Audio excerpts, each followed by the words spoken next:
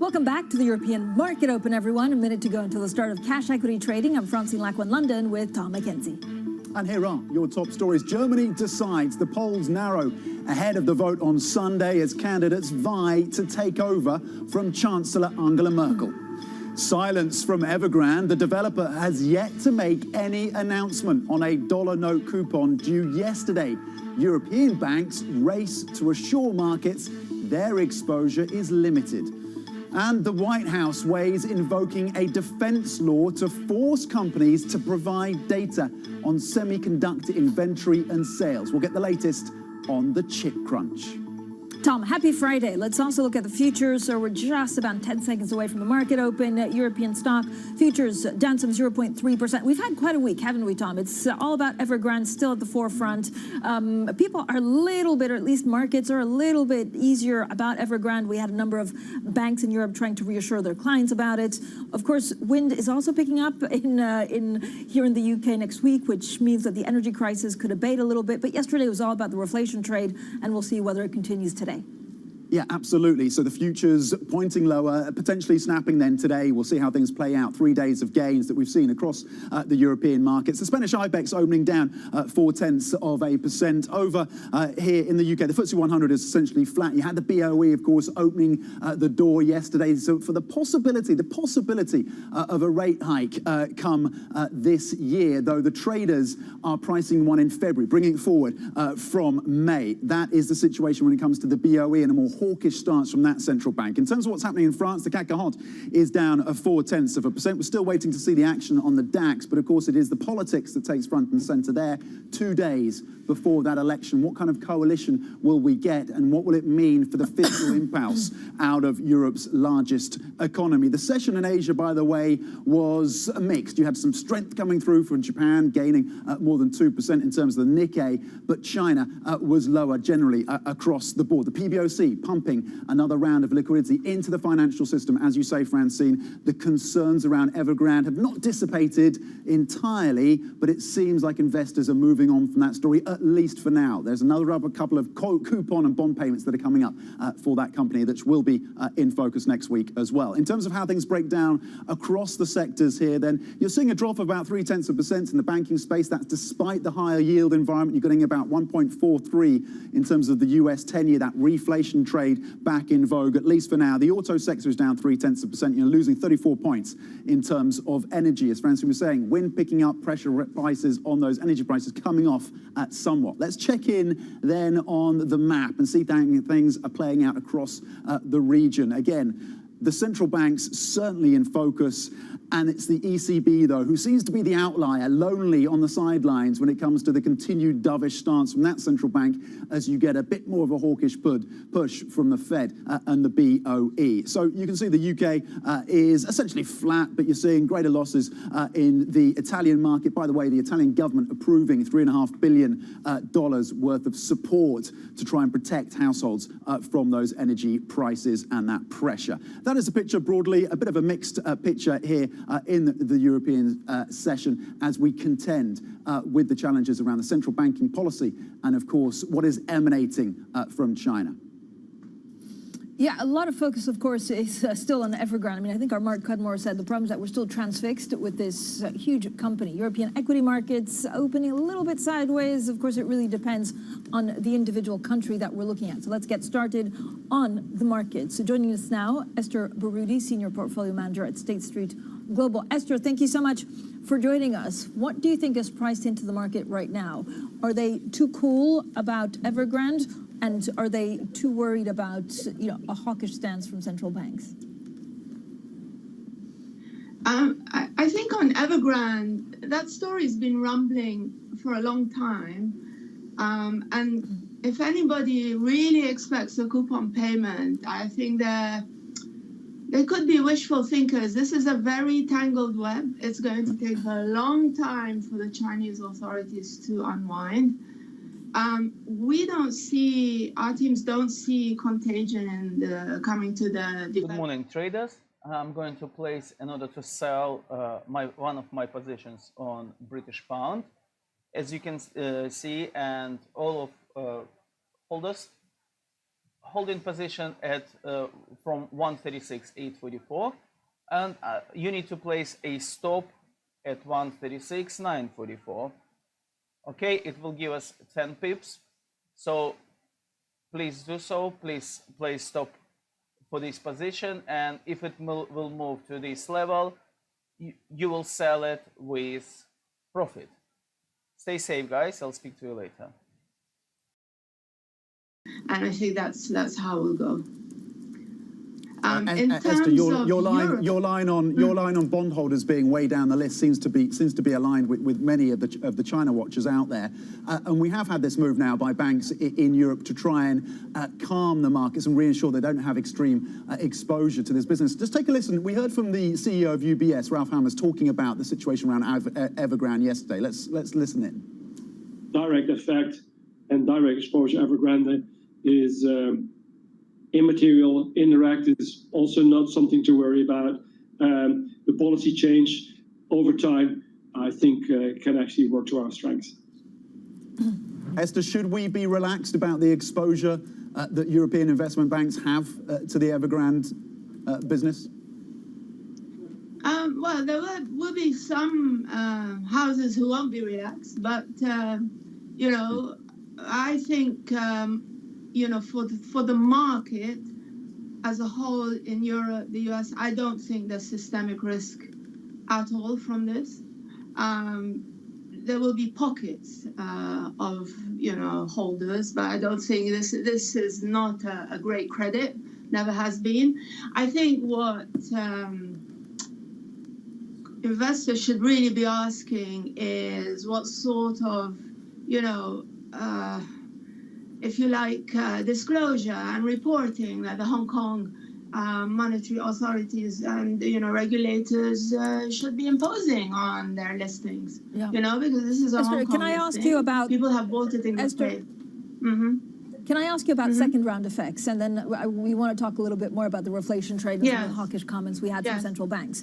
But I guess the main worry for Evergrande is even if you don't have a bond exposure, what do we know are the second, third, and maybe fourth effects as well if it's defaults?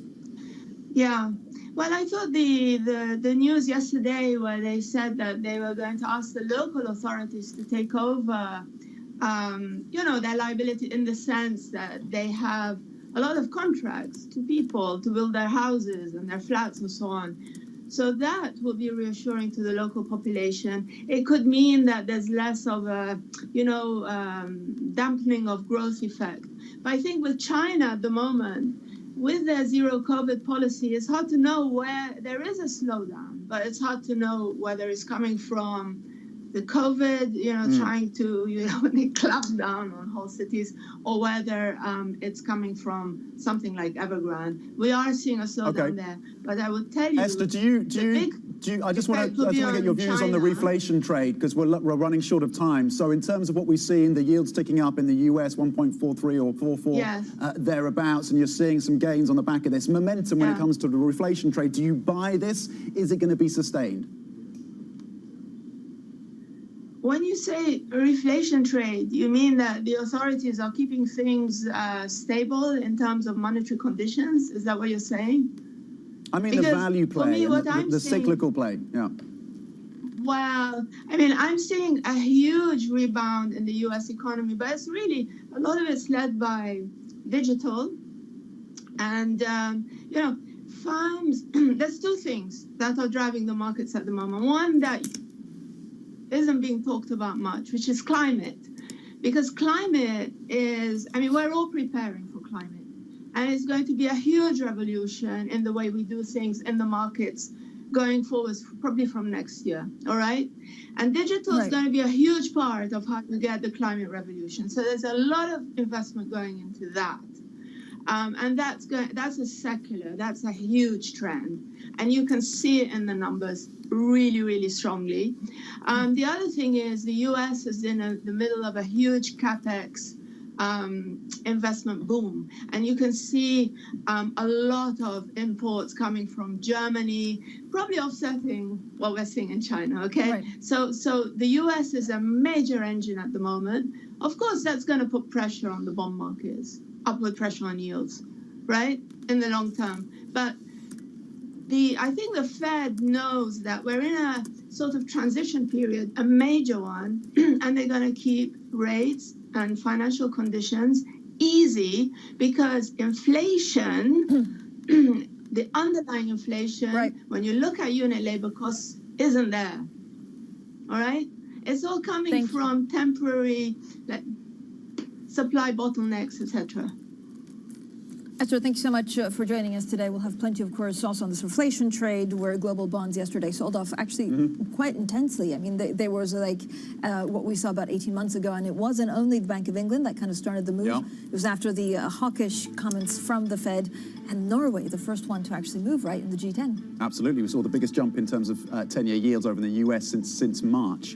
So that certainly drew people's attention. Whether we're getting back to that kind of 170 level that we saw earlier in the year will be a question. Our previous guest, by the way, saying not so much. Yeah, and what's interesting is that Bloomberg has compiled these predictions from 18 strategists about where they see European indices ending the year. I don't know whether this needs to be rearranged or rethought out because of some of the moves that we saw yesterday from banks, central banks, but it's a positive picture. Analysts seeing 3% or higher gains on the Stock 600, FTSE and DAX from Wednesday's close to December 31st. Deutsche Bank was actually the most pessimistic, big lender, forecasting 1.2% decline in the Stock 600. Credit Suisse sees the European benchmark gaining another 8% by year-end. So it's an interesting way of actually looking at things and comparing the different banks.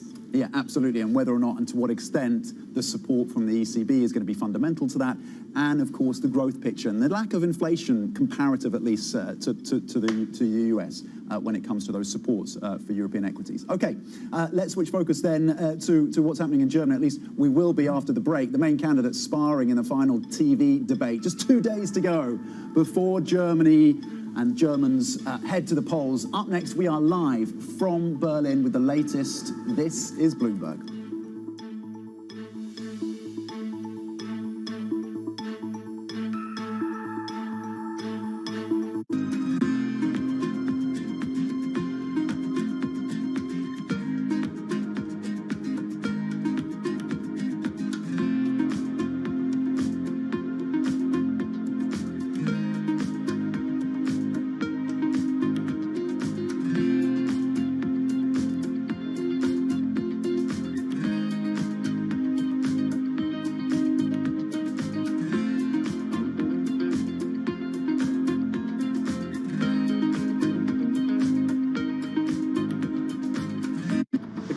That can move the fastest and be the most agile, no matter what change comes their way, no matter how fast it comes their way, these are the ones that are going to survive and thrive. China's a good example of that now. You see across the board some of the rules and regulations that are changing, or maybe the uncertainty that's coming out of the Chinese government, and they're trying to deal with some of the local challenges that they have, both in terms of how to manage the asymmetry between the haves and the have-nots locally. They're trying to deal with the issues of managing data and security and other aspects like that. The companies that can operate in China and around the world collectively in a bipolar way are going to be the ones that come out of this on top. Are investors going to come out on top, though, or are companies looking to do business within China from the United States, are they going to come out on top at the moment, Bob? Yeah, it's clear that the investors are in for what I think is going to be a bumpy ride. You see it today in terms of what's happening in the marketplace.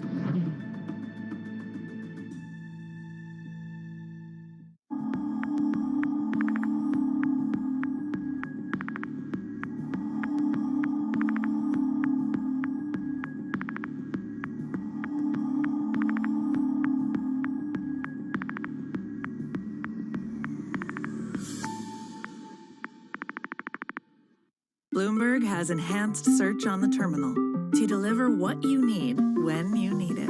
Now, you can simply type phrases in everyday English in the command line.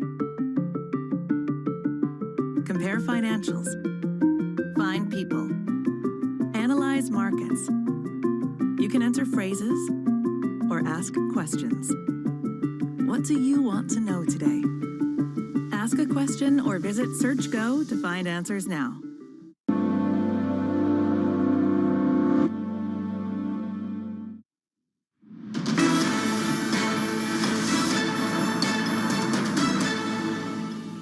Welcome back to the Open. 10 minutes, 13 minutes actually to be precise, into the European trading session. And actually we're seeing a little bit of red. Now it's nothing huge for the moment. It's about 0.5% lower. If you look at some of the industries that are moving the most, it's interesting to see that it's the same ones that yesterday were actually taking a bid. So I guess the question remains on Evergrande transfixing still everyone, waiting for more news on the dollar bond payment, and then overshadowing everything else is also this hawkish stance which repriced treasuries yesterday. So let's take a look at what's on the move this morning. We have quite a lot of stocks.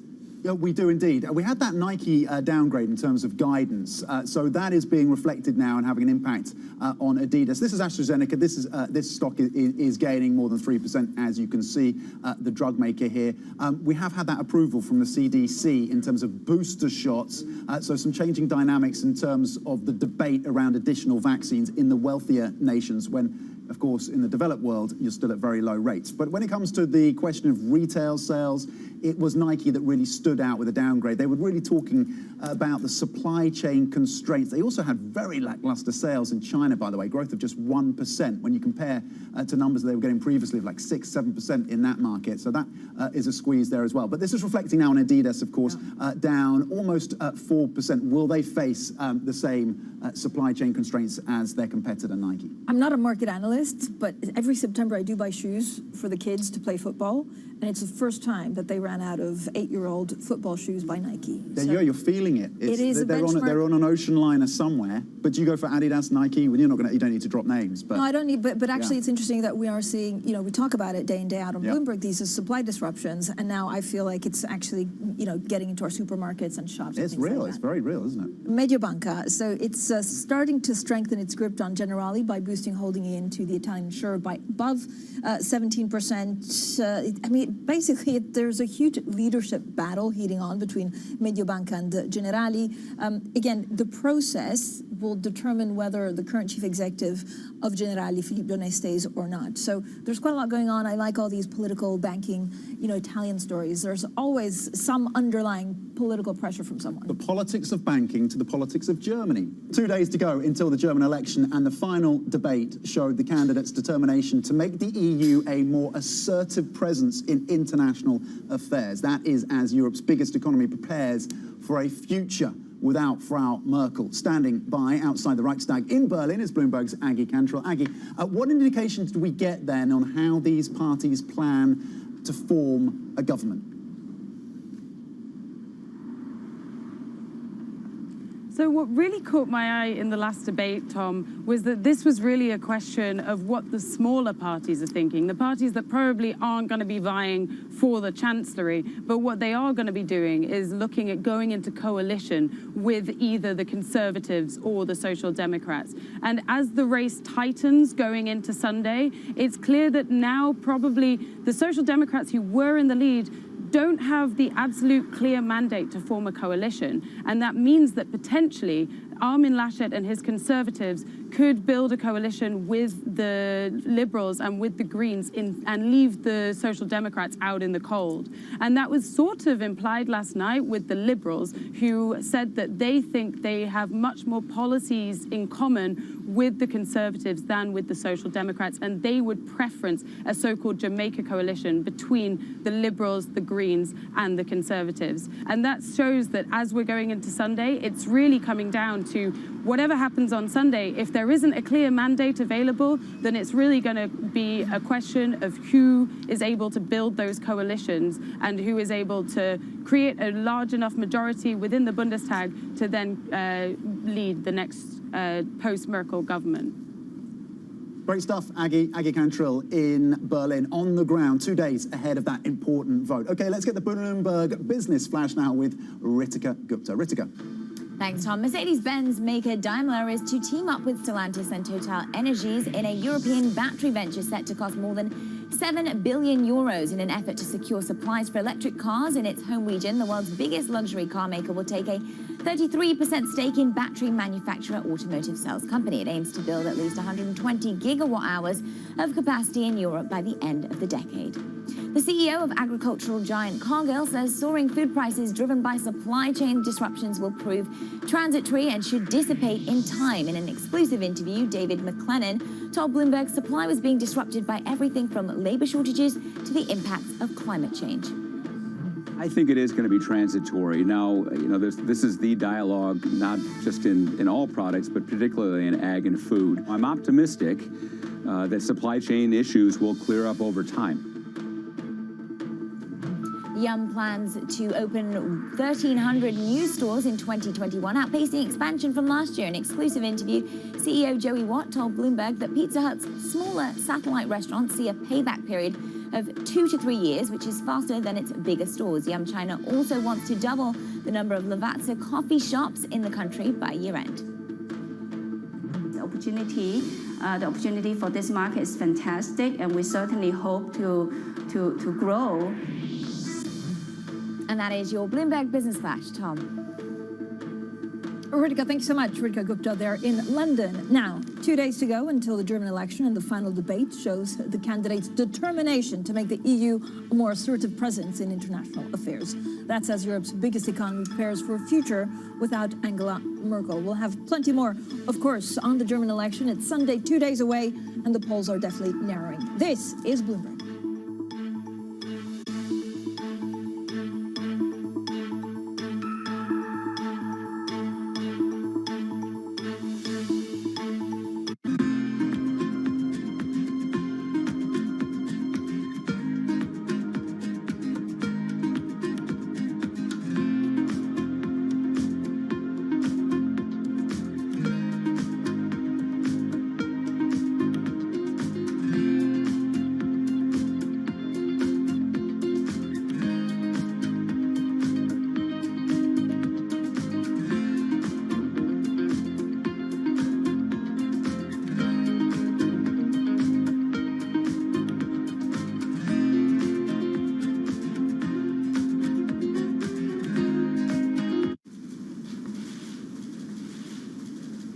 如果佢唔係屬於呢個風險嘅地區咧，就全部由聽日開始咧可以恢復翻回港易嘅安排啦。呢個計劃咧就將喺9月15日咧就正式推出，名額咧係深圳灣口岸同埋港珠澳大橋香港口岸，每個口岸每日各1000人，咁即係話每天咧係合共有2000名非香港居民可以通過來港易咧係豁免檢疫咧係抵達香港。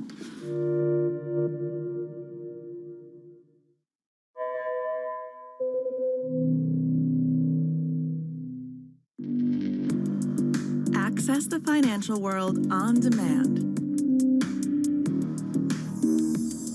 Hear from leading economists, policymakers, and industry experts via live and on-demand webinars, only from Bloomberg. Start exploring to see what's moving the markets. Visit Bloomberg.com/webinars. I think what we've seen during this period of time is that communicating via video is not a fad. We are using it in all aspects of our lives, for work, for learning, for communicating, for staying in touch. The EU's longest-serving leader is leaving. Who will run Germany next?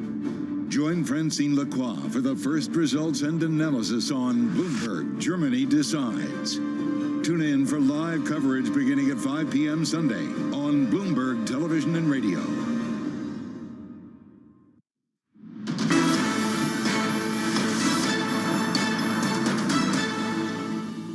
Welcome back, everyone, to the European Open. We're 20 minutes into the European trading day, and we're seeing a little bit of pressure on some of these stocks. Again, Evergrande transfixing us all. We're still not settled on the bond payment, and then there was definitely a move towards bonds yesterday because of the reflation trade. So the CAC 40, for example, one of the biggest losers, down some 0.6%. So let's also turn to the ongoing global chip shortage. The total hit to revenue this year for the world's car makers is now estimated at $210 billion. Now, that's the latest forecast from Alex Partners. We were bringing you that story yesterday. It says that the industry will build 7.7 million fewer vehicles in 2021 due to the chip crisis. Well, let's get straight to Craig Trudell with the very latest. So, Craig, this was yesterday's story, and it went wild on social media because you were actually really explaining to us the various repercussions of this. The Biden administration is now fed up, so the White House could invoke a law to try and get more information about where some of these chips are, how much inventory there is, and actually what they can do about it. Exactly, and you're referring to the Defense Production Act, which, of course, was a subject of great debate with regard to the pandemic, with vaccines and ventilators and so forth. The idea of sort of invoking that, it's very interesting and sort of a reflection of the extent to which the government really wants to, sort of show and demonstrate that they're paying attention to this and pushing for on behalf of their companies. I think what's also interesting, however, is we heard from Alex Partners just yesterday, that the barrel is empty, to use their phrasing. There's nothing left to scrape.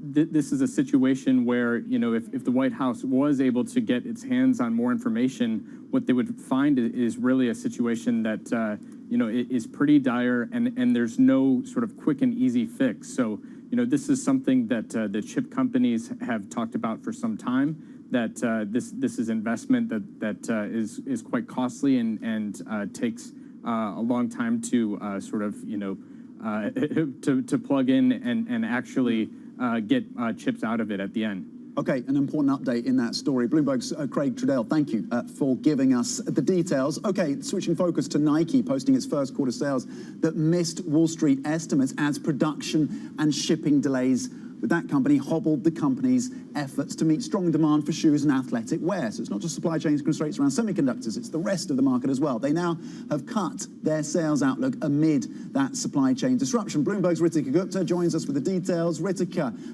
what were some of the standout topics and issues that Nike highlighted? Yeah, Tom, we saw those sales missing estimates just slightly, but also cutting their full year guidance. But we know this is all about supply. This is a supply side issue. The demand remains robust, and this is really down to production and also those shipping delays and higher costs that they face as well in terms of production. Those Vietnam factories being shut down due to COVID. They get about 40% of their output from there. So that has been a particular strain on them as well. But also those shipping delays. We are seeing a record number of container ships at LA, and those shipping times from Asia to America, those nearly doubling to 80 days with a lot of that congestion and labor shortages as well. And we also saw that year over year inventories pretty much flat, and the question is how much of those inventories are in transit, and are they going to get them in time for what is the crucial holiday shopping season, Tom? Okay, Bloomberg's Ritika Gupta, thank you for the breakdown of that sales forecast reduction from Nike amid those supply chain constraints. Your markets right now, Stocks Europe 600 down by 0.6%. The CAC 40 down 0.7%. It's a slightly less dire picture in Italy, down 0.4. Plenty more ahead, including the aviation sector. Stay with us. This is Bloomberg.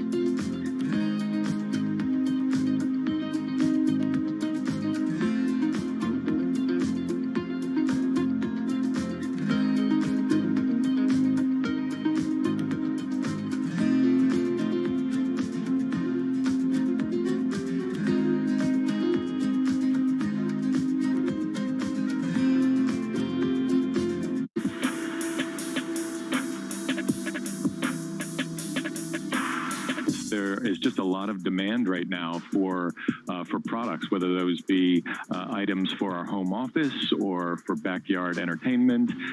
This has been a consistent issue for the past year or so throughout various lockdowns. The global supply chain is made up of ships and trains and trucks, and it's designed for predictable patterns of demand, which is the exact opposite of what we have right now. A lot of uncertainty about whether certain economies are going to be open or closed based on the outbreaks that they're having. So we're just seeing a lot of confusion, a lot of chaos, and a lot of uncertainty disrupt the whole system. The auto industry is very reliant on semiconductors, these memory chips that are in basically everything we buy that has sort of an electronic component to it. And they come from certain economies in Asia like Taiwan, where they're having trouble meeting the demand. The supply chain issues are going to be around as long as you think the virus is going to be around. First or second quarter of 2022 is when a lot of people see the normalizing of all the shipping and transportation disruptions that we're seeing. But if they don't, we might be dealing with this for another year or two or three.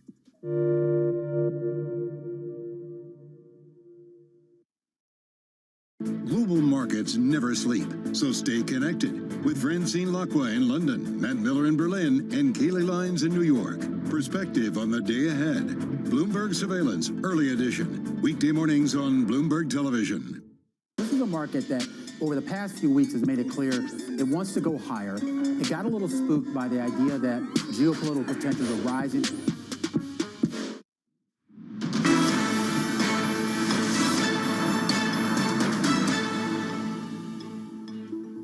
Welcome back to the Open, everyone. We're 30 minutes into the European trading day, and here are your top stories. Germany decides the polls narrow ahead of the vote on Sunday as candidates vie to take over from Chancellor Angela Merkel. Silence from Evergrande. The developer has yet to make any announcement on a dollar note coupon due yesterday. European banks race to assure markets that their exposure is limited. And the White House weighs invoking a defense law to force companies to provide data on semiconductor inventory and sales. Will get the latest on the chip crunch. So, Tom, first of all, we've made it to Friday. Congratulations. So congratulations. Happy Friday. And the markets kind of also just barely made it to Friday after a heavy week on Evergrande. Yeah, starting to feel a little bit sour today, but 3 days of solid runs for the European markets. The Evergrande story seems to have taken something of a backseat, at least momentarily. They've got more coupon payments next week. That may draw investors back in terms of interest for the plight of that company and whether or not we're going to get some systemic risk out of China, the property sector and the drag there, what it means for the second largest economy on the planet and a lower growth trajectory. But it's the central banks and that's reflation trade that was front and center when it comes to the US markets. Yields back above 1.4, the biggest one-day tick up we've seen since March. Still a ways away from the 170 that we saw in the early period of this year, but some forecasts now suggest you're going to grind higher on the US 10-year yield. Across European markets then, the benchmark down by 3 points, down by 0.7%. The DAX in Germany also lower by 135 points. The politics, of course, front and center, 2 days ahead of that important election in Germany. The CAC 40 is lower by 0.8%. And here in the UK, the FTSE down by 29 points. The BOE opening the window for a rate hike as soon as this year. The market's pricing one in February, bringing it forward from May. Let's move it on then to see how things are playing out across the sectors. In terms of the losers, right at the bottom of the pile, you've got retail sales. Don't forget, Adidas is lower today. The follow-through from the Nike sales forecast cut, a very weak picture in China, but also pointing to those supply chain constraints. It's likely then, of course, that Adidas will face similar pressures. That is part of the retail mix, of course. Doing least badly, you've got the likes of healthcare, which is essentially flat, utilities lower by 0.2%. That's how things are shaking out 30 minutes into the trading session this Friday. Fran. Yeah, of course, Tom, the U.S. announcement that it will ease travel rules could mean a big boost to the travel sector. Now, here's a TripAdvisor Chief Executive Steve Kaufer speaking to Bloomberg. Travel is back. The governments are really opening up the capabilities to move all around. Fantastic. This is my first business trip. It's a great hotel at a great conference, the TWA Hotel. Love being on the road again. And I really think that that's going to be contagious as the world starts to open up. So that was a TripAdvisor Chief Executive. Meanwhile, Expedia talks spikes in holidaymakers looking to fly. Here's the Chief Executive, Peter Kern. we've seen a spike in searches from Europe, from the UK. I think that will only continue. Obviously, the airlines have to get planes back in the air. They've got to open up those routes and put more airlift out there. But there's huge pent-up demand, just as we've seen in the US when certain places open and travelers can get there. So I think, particularly for EMEA, and there are other countries on the list, I think getting vaccinated travelers to the US will be a huge opportunity for the industry and for us in particular. Well, joining us now is Andrew Lobenberg. He is European Equity Research Sector Head Transport at HSBC. Andrew, great to speak to you today. Now, I want to try and understand exactly how we will, fly and travel for business and leisure differently. Are we going to take fewer trips, 3 to 4 times a year, instead of traveling every week but stay for longer on business trips, or how do you see that evolving? On business travel, there's clear understanding that the absolute amount of business travel will be lower, and that is reflecting, the finance director's enthusiasm to hold on to the savings they've made on their T&E budgets. But also, you've got to be alive that most corporates are extremely concerned about the environmental pressures, so they see reducing their air travel as a way of, contributing to that. Obviously, the industry is keen to get business travel going again, and they can partner over carbon offsets or sustainable aviation fuel as a good way of developing that jointly with corporates. But, the debate is around sort of 70 to 80% recovery of business travel. And, we just need to see how that plays out. Clearly, in the early days in the US, corporate travel is getting going. And there are early signs in Europe that it's starting to go again. But where the sort of stable area will be, the equilibrium, that's yet to be seen on business travel. Andrew, at the other end of the pricing spectrum, the budget airlines like Ryanair and EasyJet coming out with some pretty bullish forecasts about demand. How much is there in terms of that sustained demand for those budget carriers? So, leisure travel has clearly been the fastest to recover from the pandemic. And there's also, straightforwardly pent-up demand. People are very, very keen to get out travel for leisure or indeed for visiting friends and relations, which is a very powerful motivator as well. So it seems likely there will be strong demand, and equally the flag carriers will be operating a bit less short-haul travel because, naturally large parts of their short-haul flying feeds their hubs. And if we've got delays in the Asian traffic coming back, I know we're all bullish about the North Atlantic, but Asia is going to be slower to come back. So the flags will have less short-haul flying in the air as well. So, the prognosis for short-haul leisure and the low-cost carriers does seem pretty favorable when it, with regards to demand. Andrew, do people actually spend a little bit more to be upgraded if they can afford to, so that they feel safer because they're further away from other travelers? Again, one of the things that we've been trying to figure out, and I know you're head of transport, so maybe we can't talk about it directly, is do people book places like Airbnb so they're in control instead of going to a hotel where they're exposed to COVID maybe a bit more? I think what we see with consumer behavior through the pandemic is that it changes just incredibly quickly. And when places go onto an amber list or a red list, demand collapses. When it moves to a green list, it rebounds very strongly. And so the attitudes towards hotels, against Airbnbs and stuff, I think that's evolving very, very quickly. At the moment, what we're seeing, and it's volatile, at the moment, what we see is people are willing to spend, but that is the pent-up demand and the desperation to get on a plane and get out of the country. So people are willing to trade up. That seems to be the case, yeah. Andrew, just broadly across the balance sheets of these airlines, where are we in terms of capital raising? Do you expect some of the big flag carriers to have to raise additional capital, or do they have enough runway? Everyone is going to need to repair their balance sheets as we come out of the pandemic. Obviously, some rights issues have already happened. But, if we get the recovery that we're talking about here with corporate recovering, albeit more gradually, and a strong leisure demand, there is the opportunity to repair the balance sheets with free cash flow. So, clearly there will be more rights issues from some. But some, may take the patient path forwards on free cash flow. The other thing is that, there may be further M&A in the sector. It seems very likely. Thus far through the pandemic, all we've had is a proliferation of new entrants and very few exits, which is a highly unusual situation. And, it's perfectly possible, as I think we've seen in some other sectors, that you get M&A and airlines, or companies issue paper for that M&A, and that ends up being a disguised rights issue anyway, doesn't it? Okay, interesting, Andrew, and an important point to end it on in terms of the prospects for M&A within the airline space. Andrew Lobenberg, European Equity Research Sector Head, Transport at HSBC. Thank you. Have a great weekend. Okay, the main candidates spar in the final TV debate. Only 2 days to go before Germans head to the polls. Up next, we're live from Berlin. This is Bloomberg.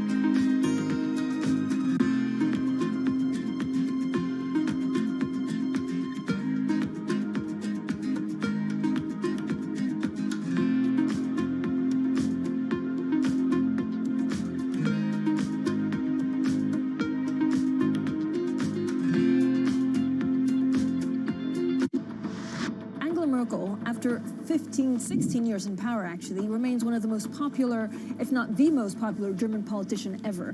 Who's the right person to fill those shoes? Well, whoever is going to be filling those shoes is going to have a very hard time. Look, as the Merkel era ends, most of the certainties which we Germans, during 16 years of Merkel, tended to take as forever are evaporating before our eyes. The eternal assurance of the United States always protecting us, that's gone out with Donald Trump. The certainty that we will build an ever closer union, the EU, has gone out of the window with Brexit.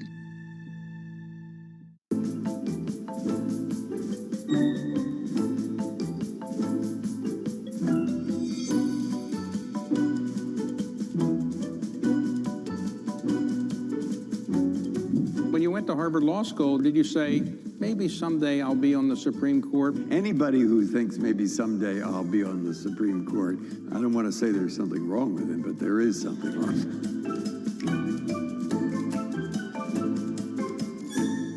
In crypto, you have a world of young people that want their own financial system and their own culture. And it is very powerful, and I'm a big believer in it.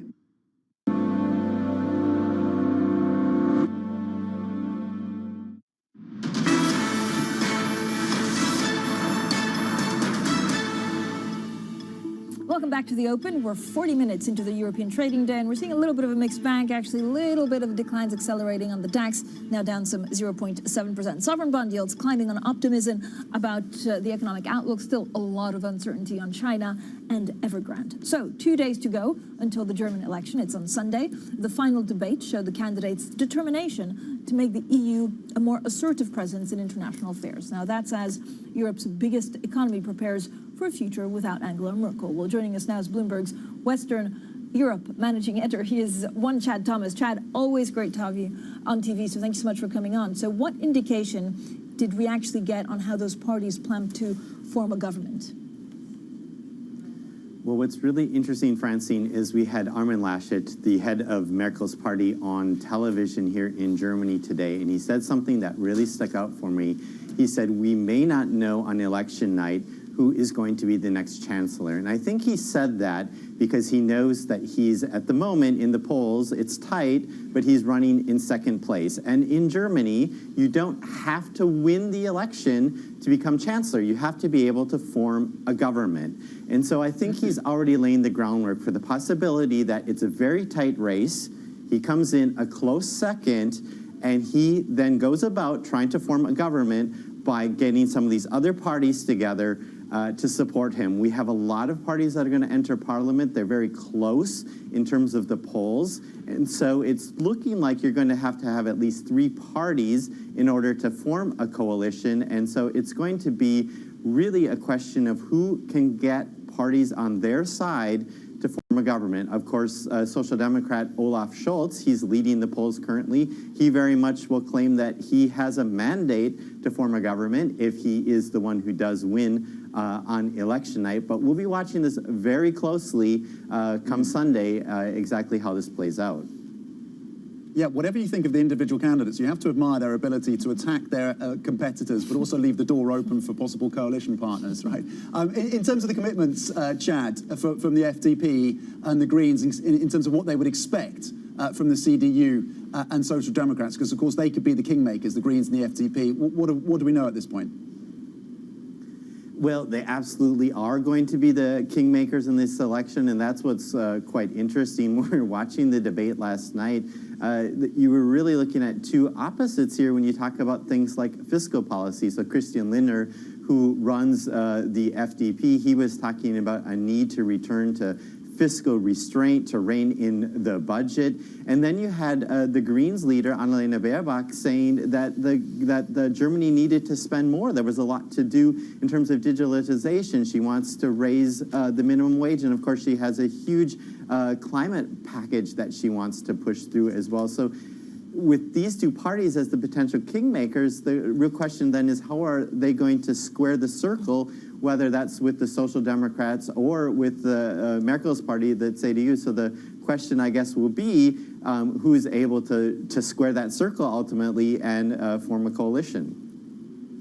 Yeah, it'll be exciting on Sunday. Chad, thank you so much. The Western Europe managing editor there at Bloomberg, Chad Thomas. Now, Bloomberg's coverage of the vote in Europe's largest economy continues on Election Day, of course. We'll bring you live coverage and analysis as polls close on Sunday. Don't miss that. It's from 5 p.m. UK time, 6 p.m. in Berlin. Okay, from Germany to Greece. That country is moving faster than expected to phase out coal-fired power plants. This as the country's government steps up efforts to tackle the global climate crisis. The Greek Prime Minister Kyriakos Mitsotakis spoke exclusively to Bloomberg. We took over in July 2019 with a very clear mandate to make the economy grow again. We were hit by the pandemic, but we still managed to implement very significant reforms. And I think we used the fiscal room that was available to us to support the real economy. We're very encouraged by the recent data. The economy grew 16.2% in the second quarter of this year. We revised our forecasts upward to 5.9%, and this may be a pessimistic forecast for 2021. We see lots of interest for foreign direct investment by American companies, European companies.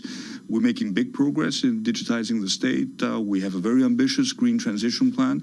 And overall, I think the mood in the country after 10 years of crisis has significantly changed. I just want to point out to you the needle moved on a Greek GDP as everyone but John Farrow and I of the surveillance team have visited Greece in the last 6 months. I just want to make clear on that. Well, there's an additional reason for you to come and see what's really happening. People talk climate change. The American forest fires are time zones away. You have a fire recently 13 miles, 18 miles from Athens. You are living fires. You are living record of heat. What do you need from Europe? What do you need from world leaders to jumpstart the climate change debate? First of all, this is really happening. I'm not talking about climate change. I'm not talking about the real climate crisis. And the energy, fold it right into energy. That is hitting especially the Mediterranean very, very hard.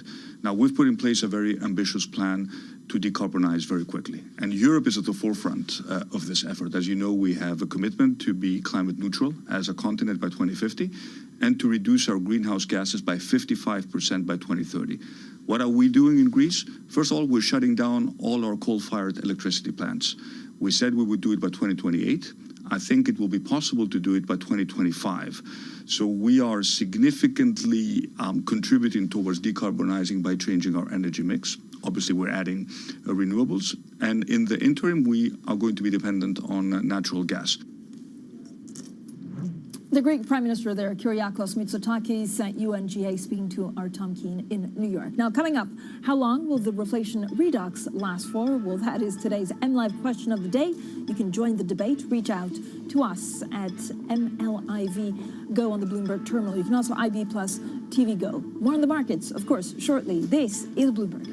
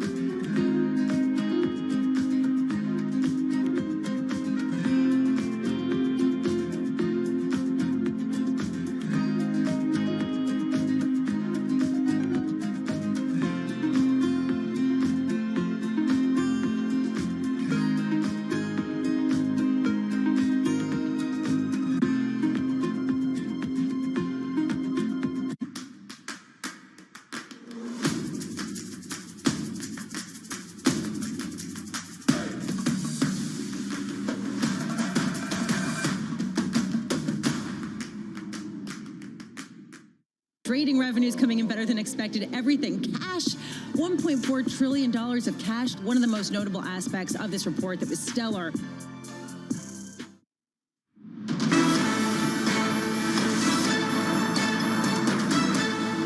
Looks like these high gas prices are going to be there through the winter period. We have to prepare for longer term high prices. These are with us to stay, and I think the issue is the supply chains are so severely depleted, the system cannot accommodate any type of disruption. You would expect normally that the price would revert to the mean. It's not something that we think is going to be sustainable. But this is a real problem for Europe, and I think it needs a European response that will go beyond what member states are doing at their level. And we do need to look at maybe additional measures in our budget to help get us through that what I hope is a short-term temporary problem. We're going to see the effect coming up in a year or two, max in a year or two, and that will also affect the gas supply all over the globe, and particularly in Europe.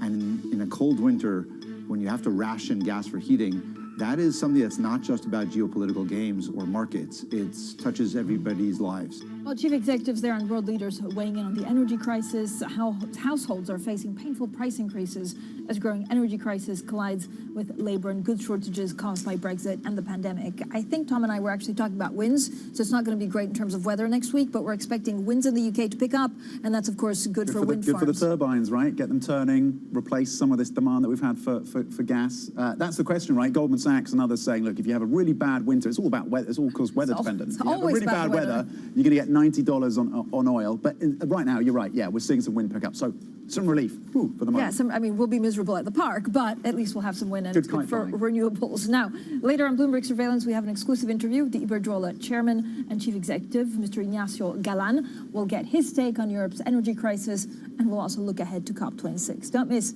that conversation at 9:30 a.m. in London. Okay, let's get back to the markets then. Joining us now is Noor Al-Ali from our Markets Live team. Noor, walk us through the market reaction then to the Fed and the BOE's hawkish deal. It's been interesting to see the market reaction. Fascinating, actually, to see the market reaction to a more hawkish Fed and, of course, the BOE opening the door to the possibility of a rate hike as soon as this year.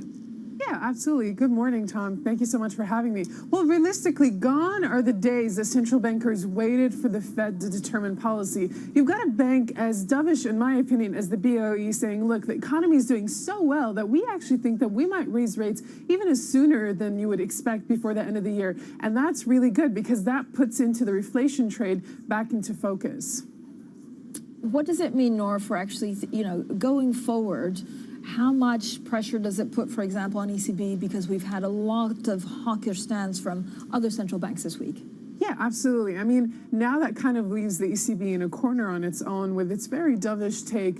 I think realistically what we're seeing now and what the ECB or the market is expecting from the ECB is some form of acknowledgement of what the other central bankers are doing. And realistically there, I mean, particularly in Europe, you've got the energy crunch and gas prices there soaring. So realistically, the ECB must, in one way or another, ease the market concerns with that regards. And this is where we are right now in terms of that.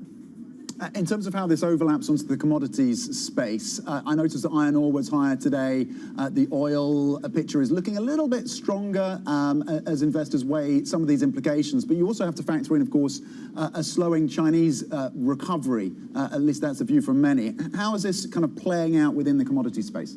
Well, currently, I mean, I was in the camp that crude is going to struggle this year. But realistically, I've been proving wrong, and I'm more than happy to admit that because China even tried to step in to gauge control prices today. They had their auction to sell some of their reserves, but realistically, those fell short of expectations. And also, they did say that they're going to sell a bit more as we go. But if you look at the rally for Brent, and that's the global benchmark for oil, it's been quite stunning this year. It's almost up, 50% this year? It was trading at 40 just last year.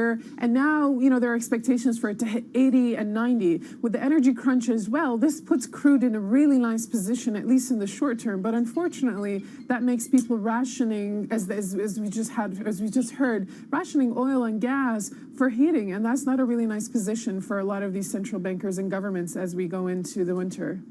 Nora, how should central banks actually be looking at some of these gas prices? And it's unclear whether, this is a very short-term effect and then we get over it, or whether there are, more longer-term pressures that will also be symptomatic of our economies. Well, look, last winter was a little bit colder than they expected, and that's why we've got this crunch in inventories that left gas inventories quite depleted for the next winter. And now when you've got the Russian side of things, then that little bit political side of it as well for the Nord Stream 2 and hurricane season from the United States really impacting the LNG inventories that would have helped. I see this as a much more global story. It's not just Europe, it's the United States, it's Asia, it's everywhere. And we were worried about COVID and Delta last year, and I think the energy crunch is going to continue. Even if prices do subside after the winter comes, that puts into the question our complete reliance on this. I mean, you've just said we've had to rely on wind picking up for the energy crunch to kind of subside a little bit. That's how bad it is. And I think that's really interesting for these central bankers as they come into session and they start talking a little bit more about this. Just another conundrum for the central bankers, that's all. Noor Al-Ali from our MLive team, thank you very much for breaking down the market action. Fran. Yeah, well, we're going to be, again, I can see us in the park kind of wrapping up, Racing. but saying this is good for inflation. That's it for the European Market Open. Surveillance Early Edition is up next. And then don't miss our live coverage and analysis as polls close in Germany this Sunday. It starts at 5 p.m. UK time, 6 p.m. in Berlin. We'll have full team coverage. We'll look at all angles of Germany Decides.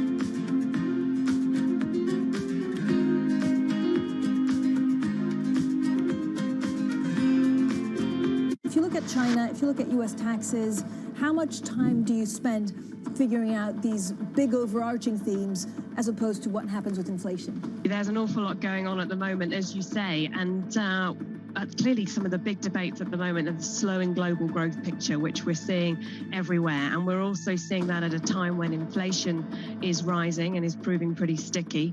And to your earlier points, Francine, essentially the interplay between those two is critical. So some of those news events this week, whether it's OPEC and what's happening from a supply perspective, is going to be crucial, or indeed, of course, that US CPI print. So we've spent a lot of time thinking about inflation more recently, because clearly that leads into when we feel you may start to see the taper and when you might start to see rates going back up, particularly in the US. I mean, what might be useful just to explain a little bit is the focus that we've seen from everybody on China. You know, clearly China, huge in terms of the global commodity cycle.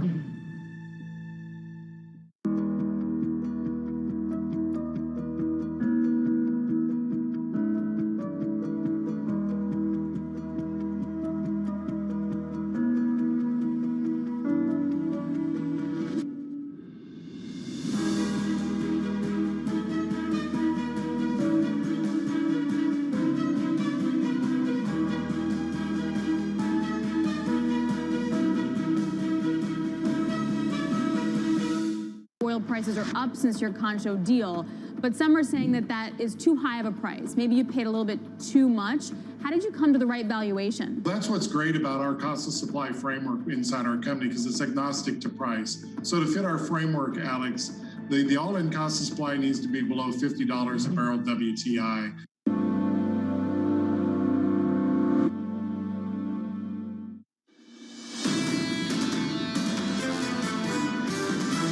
What are we doing in Greece? First of all, we're shutting down all our coal-fired electricity plants. I think it is going to be transitory. Now, you know, this is the dialogue, not just in all products, but particularly in ag and food. Direct effect and direct exposure Evergrande is immaterial. Indirect is also not something to worry about. This is Bloomberg Surveillance, Early Edition with Francine Lacqua.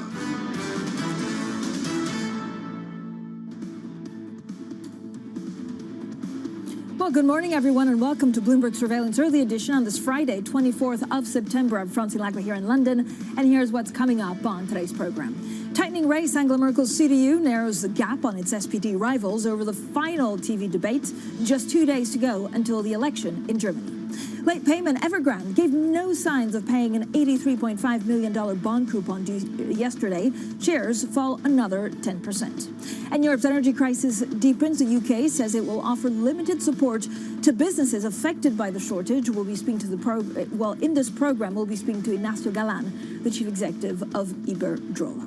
Also, we're just getting some breaking news out of IFO. I'm looking forward to the conversation with the IFO president 2 days ahead of the German election. Now, German business confidence actually pretty much in line with expectations, just short, but really just short, 98.8 instead of the 99 that we estimated. It's not having a huge impact on euro-dollar. Let me get out of the way so you actually see the level for euro-dollar, 117.38 as we speak. And then German expectations, a touch better, but again, it's not a huge move from the forecast, 97.3 instead of 96.5 that we were expecting. So a look at the markets. Yesterday was all about the reflation trade. It started, of course, with the Bank of England, and actually started before with Norway, the first G10 country to hike rates, and it was 24 hours after we had that hawkish meeting from the Fed. So we did have a move, actually, for bonds yesterday, which was quite significant. Today, again, on our mind, it reminds me of a song, is Evergrande. I don't know whether the pressure on some of these stocks is Evergrande or just trying to figure out also what happens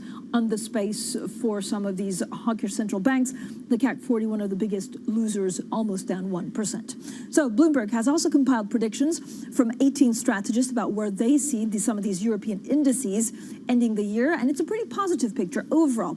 Analysts seeing 3% or higher gains on the Stoxx 600. You can see that's not a bad figure at all. The FTSE and the DAX from Wednesday's close to December 31st. Deutsche Bank, the most pessimistic big lender, forecasting a 1.2% decline in the Stoxx 600, while Credit Suisse actually sees the European benchmark gaining another 8% by year end. So just 2 days to go until the election in Germany, and the final TV debate saw candidates call for the European Union to be more assertive in international affairs. Here's some of the highlights.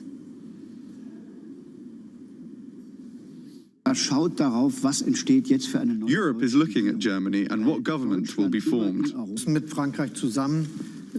We have to make sure together with France that Europe progresses. I want to make sure that we create a united European approach towards China.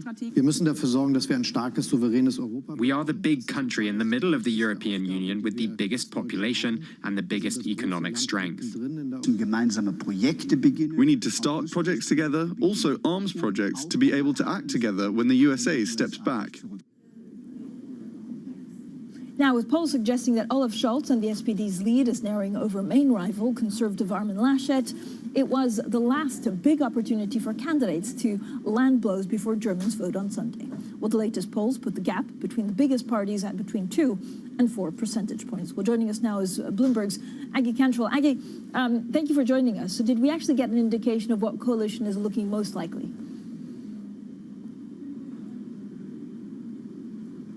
While we didn't get a coalition that looks most likely from this debate, we did see that there are going to be 2 kingmakers in this election. It's going to be the Greens and the Liberals, and who those parties choose to go into coalition with is going to decide the next chancellor, whether that chancellor will be Armin Laschet from Merkel's own Conservative bloc, or whether it will be the current frontrunner, Olaf Scholz, who, as you say, it has a much more tightening lead. And as they just said in the sound that you just played, there is clearly a lot of commonality when it comes to policies over Europe between all of the centrist parties. However, what I would also point out is that something that was really interesting is that both of those kingmakers, the Greens and the Liberals, expressed extremely hawkish tones towards China. And that might mean if both of those parties are in the next government, we're going to see a lot more of a hawkish stance in Berlin against China in the coming years. Aggie, thanks so much. Aggie Cantrell there in Berlin for us. Now, we're joined by Clement Fust. He is the president of the IFO Institute. Mr. Fust, as always, thank you so much for joining us, especially 2 days before the election, where your insight will give us will give traders and investors a bit more of an idea of what is going on. The IFO September German business conference was pretty much in line with expectations. Do you worry about the energy crisis? If you look at the next 4 to 5 months, what are German businesses worried about?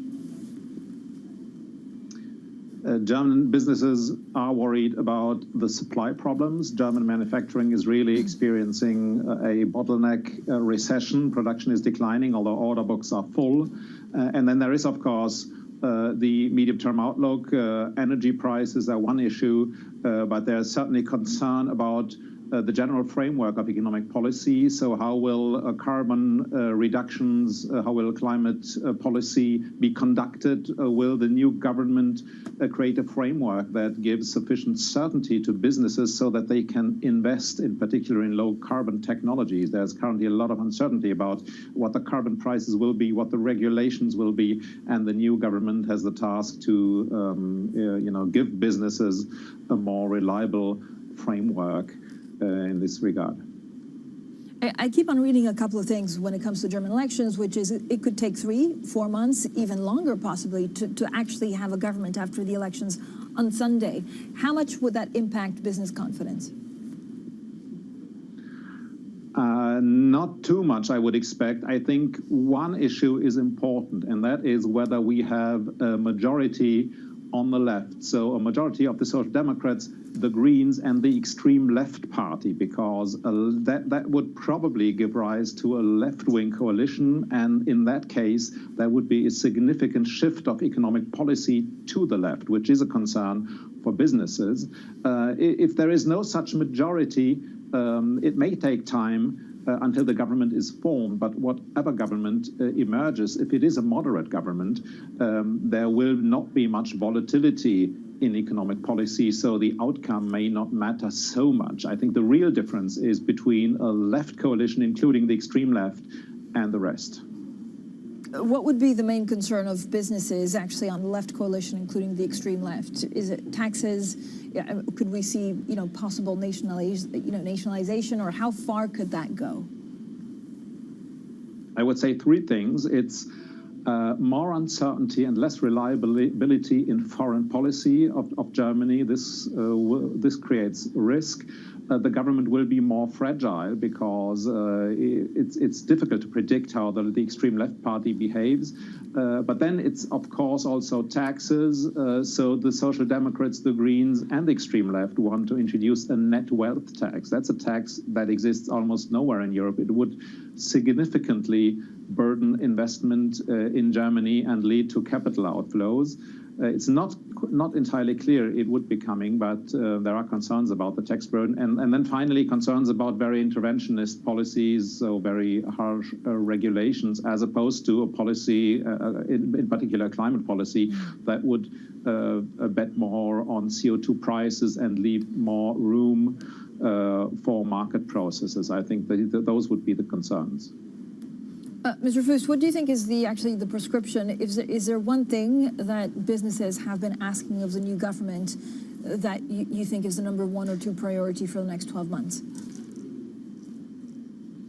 I think for the coming months, the priority is really that the new government comes up with a credible program that would address issues like how do we reconcile climate protection with maintaining Germany as a location for manufacturing?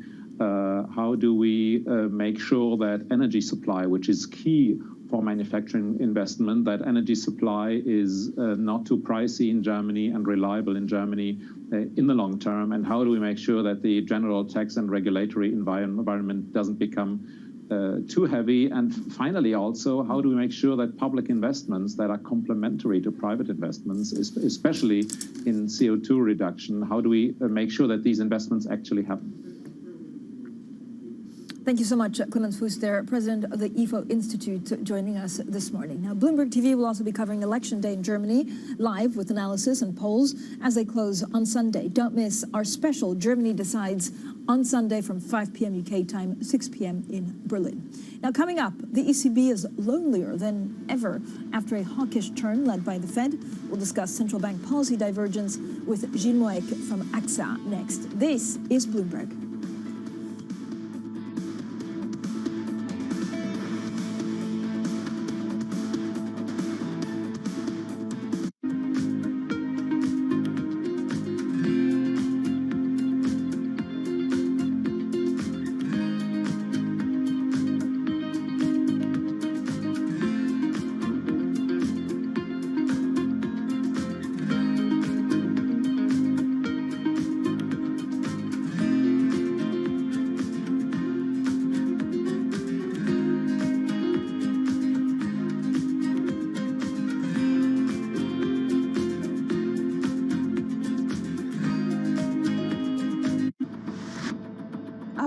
About your experience as a young woman and as a woman working in this sector, and of course having that amount of scrutiny and public attention on you. South Korea doesn't have a very good record when it comes to gender relations, the wage gap, treatment of women. Did you have a personal experience of that deficit?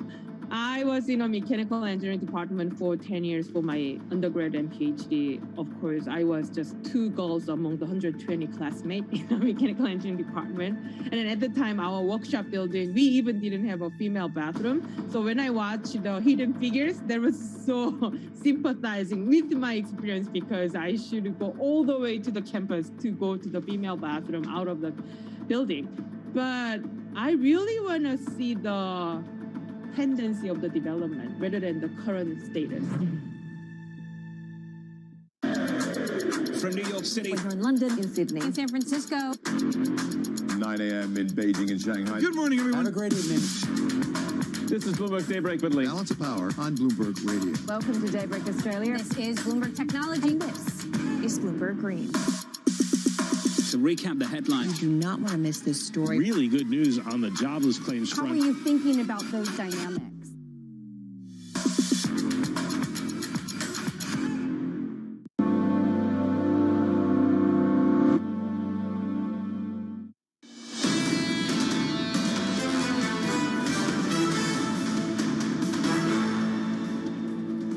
Economics, finance, politics. This is Bloomberg Surveillance Early Edition. I'm Francine Lacquet here in London. Now, we're just getting a headline on the Bloomberg terminal, which feels quite interesting and feels quite big. EQT. Now, this is an investment firm that invests in equity ventures, infrastructure, and real estate properties based in Stockholm, is being investigated by the Swedish FSA over suspected market abuse. Now, we don't exactly know to what it pertains, but EQT dropping 3.7% as we speak. So we'll keep an eye on it to see exactly what kind of market abuse they could be involved with. For the moment, it's allegations, and there's an investigation ongoing. Let's get straight to the Bloomberg First Word News. Here's Leanne Gerrans. Hi, Leanne. Hi, Francine. The US is considering forcing companies in the semiconductor supply chain to provide information on inventory and sales of chips. The administration could do this by invoking a call. Morning, traders. I'm going to place an order to buy euro at 117.36.8. Position opened right now. Okay.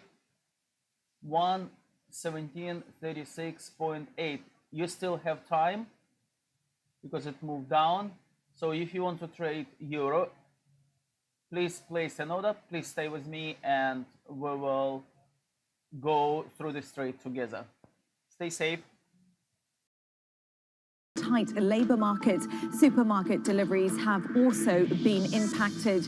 Global news 24 hours a day on air and on Bloomberg Quick Take, powered by more than 27,000 journalists and analysts in more than 120 countries. I'm Leanne Gerrans. This is Bloomberg. Francine. Leanne, thank you so much. Now, with central banks from Washington to London this week signaling more alarm over faster inflation, the ultra-stimulative path of the Eurozone and some of its neighbours appear lonelier than ever. Now, the Fed signaled that it may begin to taper bond buying, and the Bank of England raised the prospect of higher interest rates later this year. Now, a clear divergence on policy with the ECB is building, where officials are still more worried about supporting the fragile recovery. We're now joined by Gilles Moët, he's chief economist at AXA. Gilles, always great to speak to you, so thank you so much for coming on. I mean, what we saw actually with the reflation trade yesterday is that even the markets are starting to reprice, more hawkishness from a lot of banks.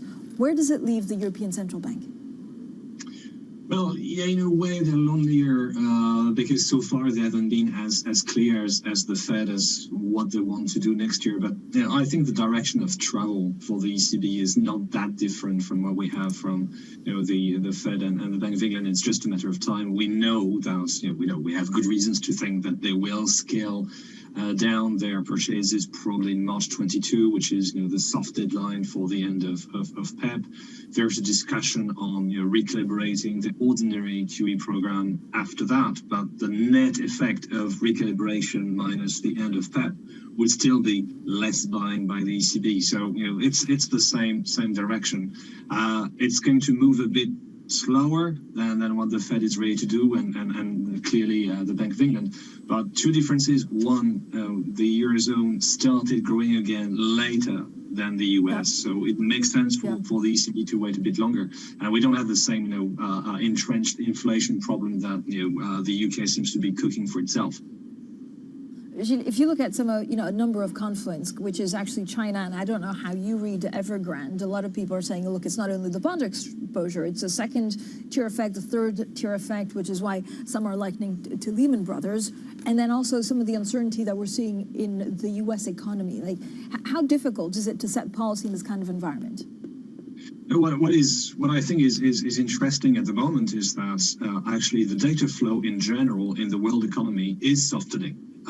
Actually, it's softening less in Europe than in the other regions, but it is generally softening. It was always going to soften because basically, there are limits to how far you can catch up. So the beginning of 2021 was about catching up. You absorb after that, normally, technically, mechanically, things start to soften. But there are intrinsic reasons why it's softening as well. You mentioned China. There's a slowdown on the real estate market with or without Evergrande. We have COVID still being a problem in the US. We have supply side issues triggering issues for the manufacturing sector. So it is softening. But my understanding of how central banks are looking at it right now is, are things bad enough? I think this is the way they're looking at it. Are things bad enough to justify the continuation of our extraordinary accommodative stance. They might be softer, it may become more mediocre, but it's not catastrophic enough, if you want, for them to change their views and rethink. But so the concern for central banks is now trying to convince the markets that they're tapering, but that they're not hiking rates. What if you look at a policy mistake? What would it look like if indicators are softening and at the same time inflation is going up? The stagflation story. Well, if macro indicators start, continue to soften and soften bad by the end of the year, while inflation is still high, my view would be, hey, it's going to rebalance itself quite naturally, because you can't have an inflation which is at the moment driven by exogenous factors turning into intrinsic, structural inflation if at the same time the economy is not doing well, because the labor market would not pick up, because wages would not accelerate if at the same time the economy is not doing well. So, in those circumstances, my view is that central banks should actually revisit their approach and should, take more time to normalize their policy. But again, there seems to be something in the air at the moment in the world of central banks. They all seem to really, really, really want to get past this moment of extraordinary push. So it will take a lot, I think, for them to revisit their current trajectories. Really interesting. Gilles, thank you so much as always. Gilles Moik there, Chief Economist at AXA, joining us this morning. Now, coming up, Nike can't do it. Supply chain pain hits the sportswear maker as it cuts its sales outlook. We get all of the details on the disruption next. This is Bloomberg.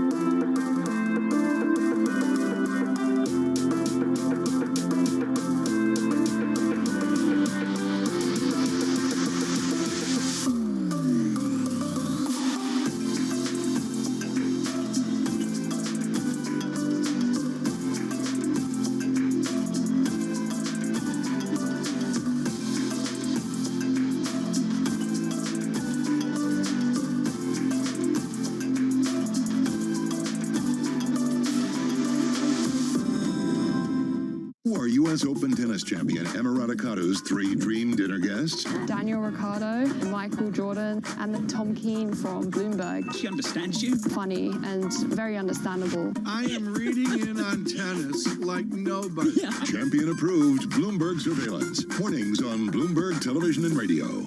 Mercedes-Benz is on a path towards CO2 neutral mobility. So we have flicked the switch there, and really we're going to step by step electrify everything. And what does that mean? Combustion engines get electrified. It's really a reminder, isn't it, just how sensitive the markets are to any commentary about trade. We did see some pressure on the yuan, we did see some pressure on the futures. That is now being reversed.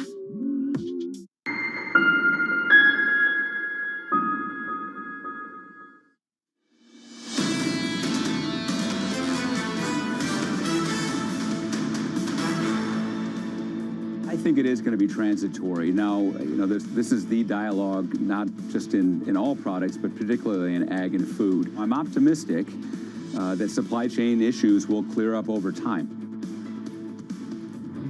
Well, that was Cargill's Chief Executive David McLennan talking about the impact of supply chain issues on the firm. Well, now let's stick with the subject, but turn to retail. Nike posted first quarter sales that missed estimates as production and shipping delays hobbled the company's efforts to actually meet strong demand for shoes and athletic wear. Now they've cut their sales outlook amid that disruption. Bloomberg's Ritika Gupta joins us with the very latest. Ritika, good morning, and thank you so much for joining us. I mean, this is a huge story. Like, Nike has people wanting to buy their stuff. They just can't get their stuff to the people that want to buy it. So what are some of their supply side issues? Yeah, Francine, huge story here. The sales missing estimates just slightly, but also like cutting their full year outlook as well here. And this is all the supply side. The demand picture actually remains intact, robust. And this is down to the production and also those shipping costs and delays here. So production in Vietnam, their factories have been shut down due to COVID. They got about 40% of their output from there. So that has been a big strain on them. And then in terms of those shipping delays, we actually have record container ships at the ports in LA here, and higher costs and labor shortages. So that has weighed on them in a big way as well. And if you look at the inventory data year over year, that has remained flat. So the question really is here, do they have inventory in transit? Will it make it in time, of course, for that shopping period that is coming up? So that's the key question. Christmas. Exactly. I mean, I hope supply chains, you know, also from a personal point of view, just those football boots for your son. Do not kill, don't kill Christmas. If you look at some of the supply chip shortage, so, you know, the White House is basically fed up and they want to try and figure out who has inventory and whatnot. And they're invoking this, like, law from the Cold War era. Yeah, Francine. So the White House is taking a big interest now in this chip shortage. And you kind of see that really when you look at the chip lead times. And I point to that chart because I know we have it there. This is the difference between when you order a chip and when you take delivery. That is surpassed 20 weeks. So that really shows the supply bottlenecks, and they want to alleviate some of those pressures. So now they are turning to this security law to try and force companies in the chip space to be more transparent. So they'll have to talk about how many inventories they have, as well as that sales data as well. But they've been trying to do this on a voluntary basis for months, and it just hasn't worked because companies just don't want to be so open about it. So now they are turning towards that Defense Production Act, Francine. Ritika, thanks so much. Ritika Gupta there with the very latest in some of these supply shortages. Now, coming up, an exclusive interview with the Iberdrola chair and chief executive, Ignacio Galán. We'll get his take on Europe's energy crisis and a look ahead to COP26. Don't miss that conversation shortly. This is Bloomberg.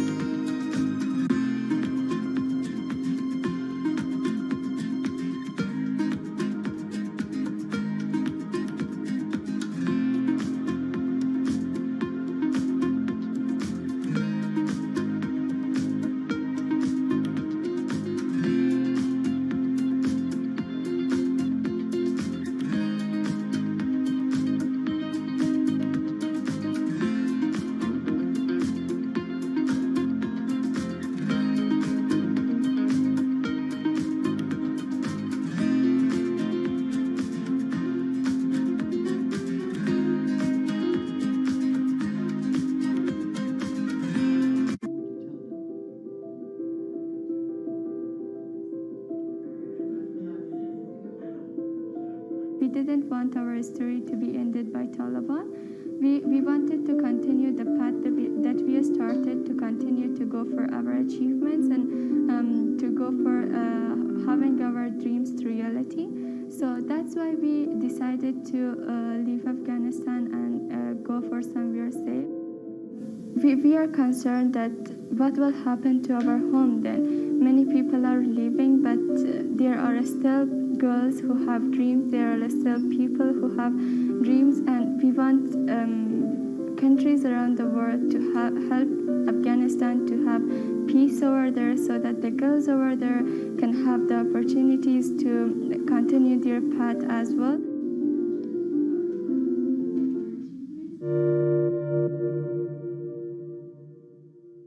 what's happening on Wall Street. It's the basic law of economics. The Fed is telling us this is transitory. Need to catch up? This is Bloomberg Wall Street Week. I'm David Weston. We've got the information and insights. David, you just hit the nail right on the head. From businesses most influential and instrumental. I support the new framework. We need to invest in our systems. Bloomberg Wall Street Week premieres Friday with replays all weekend on Bloomberg Television and Radio.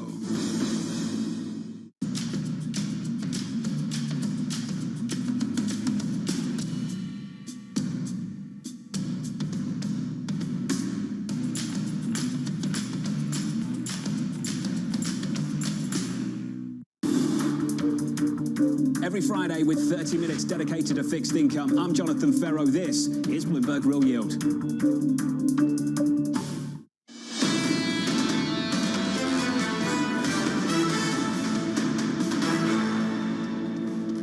Tightening race, Angela Merkel's CDU narrows a gap on its SPD rivals after the final TV debate just 2 days to go until the election in Germany. Late payment Evergrande gave no signs of paying an $83.5 million bond coupon due yesterday. Shares fall another 10%. And Europe's energy crisis deepens. The UK says it will offer limited support to businesses affected by the shortage. We'll speak in the program to Ignacio Galan, the chief executive of Iberdrola. Well, good morning, everyone, and welcome to Bloomberg Surveillance Early Edition. I'm Francine Lacqua here in London. So Europe's energy crisis is deepening. It looks like these high gas prices are going to be there through the winter period. We have to prepare for longer-term high prices. These are with us to stay, and I think the issue is the supply chains are so severely depleted, the system cannot accommodate any type of disruption. You would expect normally that the price would revert to the mean. It's not something that we think is going to be sustainable. But this is a real problem for Europe, and I think it needs a European response that will go beyond what member states are doing at their level. And we do need to look at maybe additional measures in our budget to help get us through that what I hope is a short-term temporary problem. We're going to see the effect coming up in a year or two, max in a year or two, and that will also affect the gas supply all over the globe, and particularly in Europe. And in a cold winter, when you have to ration gas for heating, that is something that's not just about geopolitical games or markets. It touches everybody's Well, the crisis lives. is now claiming more scalps, with Austrian fertilizer producer Borealis having to cut output after the cost of natural gas jumped. Now, it's a further sign of deepening troubles for the industry after the UK government said it would provide limited support to business. And even as UK wind generation climbed to the highest since May, there is no sign that the energy struggles will abate before the winter. Well, analysts now expect that Russia won't be able to send extra gas shipments to Europe until at least November. So where does that put Europe's energy providers? Well, we're delighted to be joined by the Iberdrola chair and chief executive, Ignacio Galan, who joins us now. Iberdrola is the world's second largest producer of wind energy by revenue and owns Scottish Power in the UK, Avangrid in the US, and various other subsidiaries across Western Europe. Ignacio Galan, thank you so much for joining us today. How long and how deep are you expecting this energy crisis to last, and what does it mean for Iberdrola?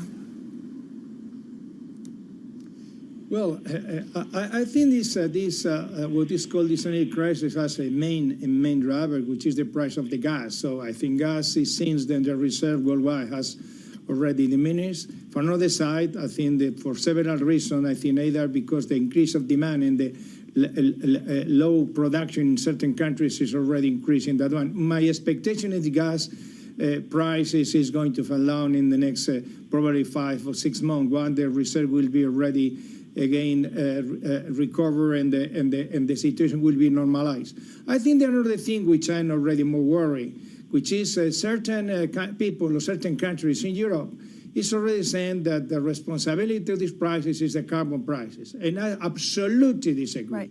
I think we've been in Europe for the last 15 years already with ETS, and all we knew that the way of switching from one technology, polluting technologies to clean technologies, the way for moving that one was precisely to price the emissions. And that has been already in Europe for the last 50 years, and I think all we were expecting that the price increases. So nevertheless, I think in Europe the system. Are you expecting the energy crisis to actually spur more investment in renewables? It depends how the government is treating this situation. If they are already, most countries are already trying to protect the vulnerable customers. With all we agree, but for that, I think is precisely the carbon emission trading scheme. I think they are already the nation are already collecting huge amount of money in the because of the auction of the CO2. And this auction can be already used for protecting those consumers which are already more vulnerable. What cannot be already is that this bill or this situation will be paid already by the companies. I think in some countries, I think that they're putting extra taxes, which in certain cases are already generating a loss per megawatt hour in the range of 100 euro megawatt hour. I think that the taxes is twice higher than the price we are receiving from the consumers. That is not sustainable, and I think that is what cannot be, and that put at risk the whole energy transition. So I'm confident that the European Union defend already their Fit for 55, just to try to make the Europe already be decarbonized, because already penalizing those technologies which are not polluting just because in this moment the prices of gas is high, I think is not a way to promote already the investment precisely in the renewables in the future. Mr. Glenn, talk to me exactly about talks going on to the UK. So the UK government wants companies such as Iberdrola to basically absorb customers that used to have energy from failed companies. Do you have any guarantees from the government? The first thing I would like to transmit the message to the customers and to the consumers. They will be protected. From one another one, they will continue receiving the electricity they require. I think there are two groups of companies. I think those what we are, let's say, responsible companies, we are looking for means and ways with the government for already protecting those customers and providing the electricity they require in a manner we will not damage as minimum as possible to the companies. And I think I'm confident that we will reach an agreement. I think it's not new. Then there are so many retailers which I think they are already appear in the good times, but when they are already the times are not as good as they were before, I think they are not ready balance sheet and they are not ready to respond already to the needs of the consumer. But fortunately, there are other companies, which are several of us, what we are ready to provide already the electricity and the condition that this customer requires. But I think my message is, you British citizens, you can be sure that the companies will provide the electricity required in a good conditions. Right. So you're basically saying that the industry definitely has enough capacity to absorb all of these customers. Has the government or will the government give you state-backed loans to take on these new customers?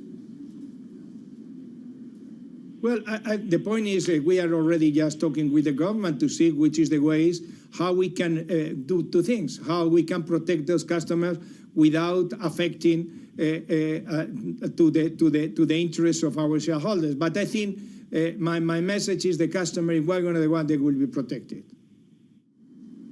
Talk to me a little bit about what the main challenges for the EU are in expanding, renewables to try and meet the targets of the Paris Agreement.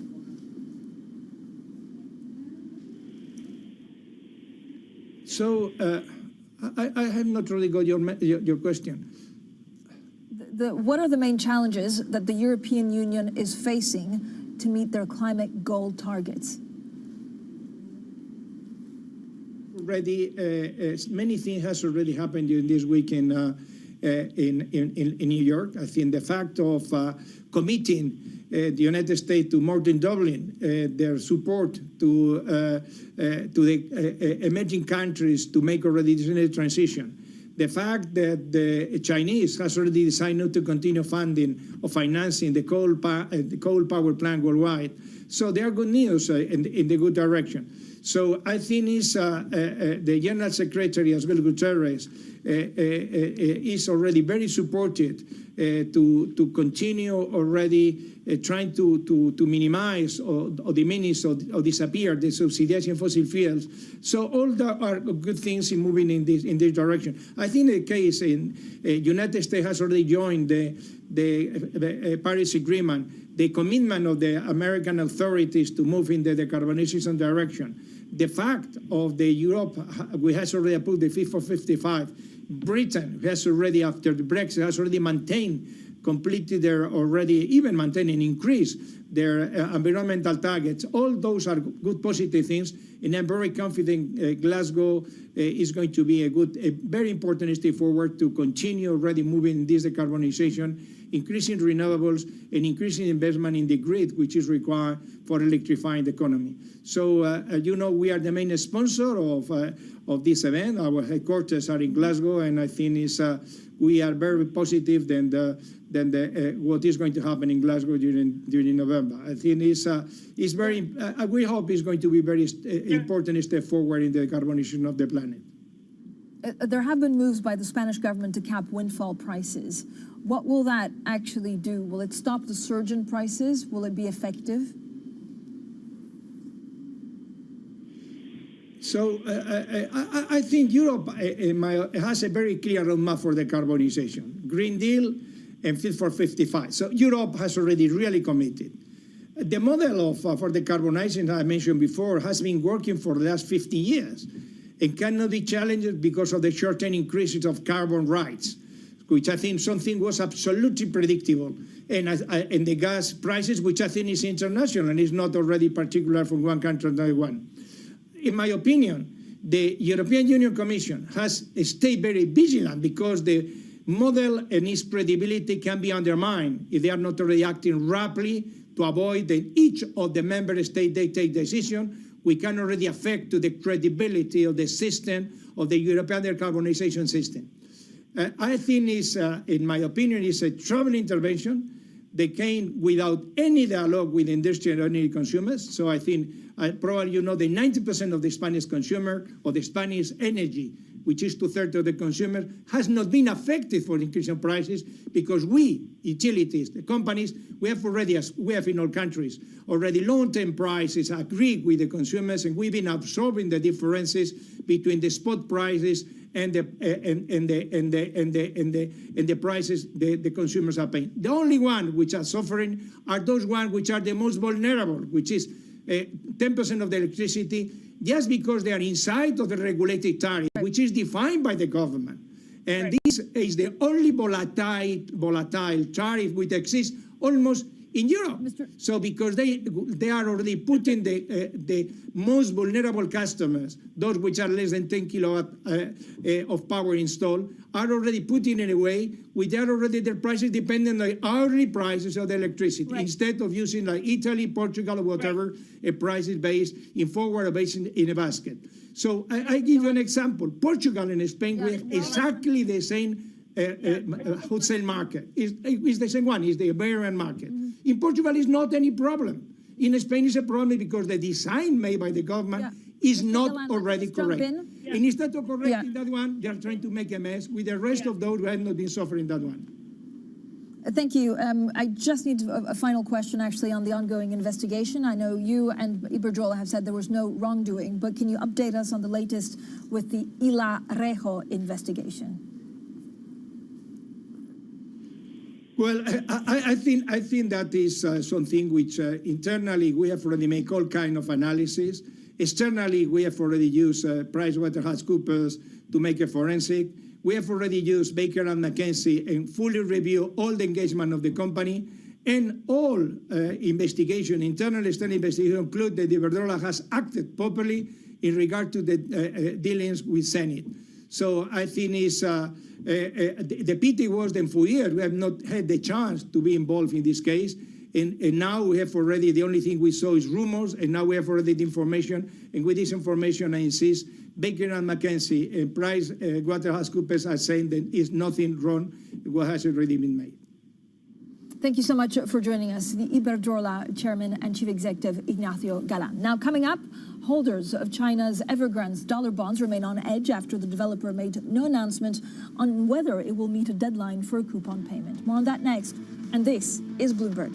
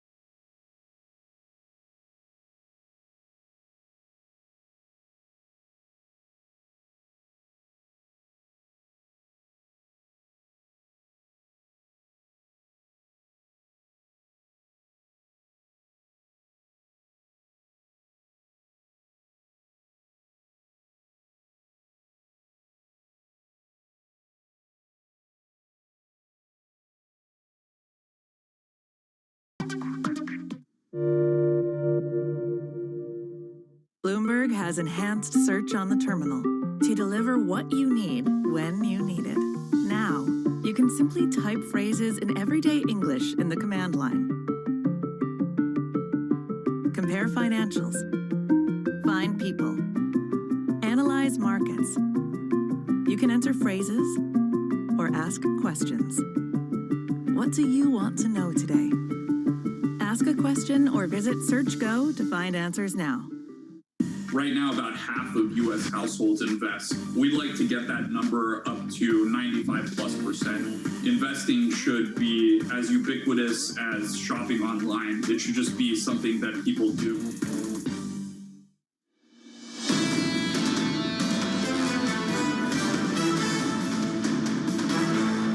Economics, finance, politics. This is Bloomberg Surveillance Early Edition. I'm Francine Lacroix here in London. Now, the uncertainty rumbles on when it comes to Evergrande. The developer's silence over a dollar bond interest payment that was due yesterday is adding to investor concerns. Now, with no sign of payment, shares in the troubled group are actually sliding. Now, for more, we're joined by Bloomberg China economy editor James Mager. James, I know you've been looking into this closely. I mean, what do we actually not know? Is it the second and third round effects, or are we just worried about this dollar bond payment?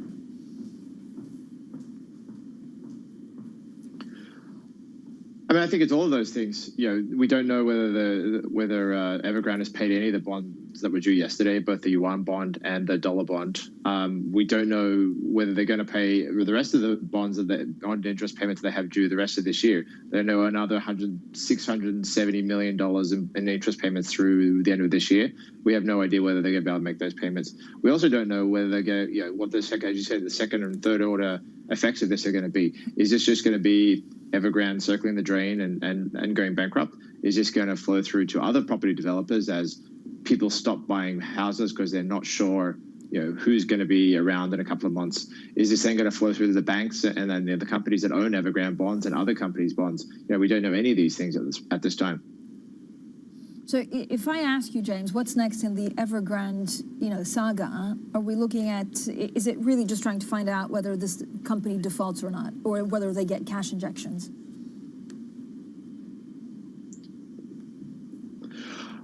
But I think the most important thing for the Chinese government is who is going to build the 1.5 million houses that Evergrande is. People have paid Evergrande for, and they haven't got. Millions or 1.5 million households in China are waiting for an apartment from Evergrande. They've paid up front for that, and they want their house. So, for the Chinese government, for social stability, that's the most important thing. How are they going to do that? Is it going to be other companies? The next question is obviously, what's going to happen with Evergrande's debts? How is that going to be sorted out? Is it going to be a bailout?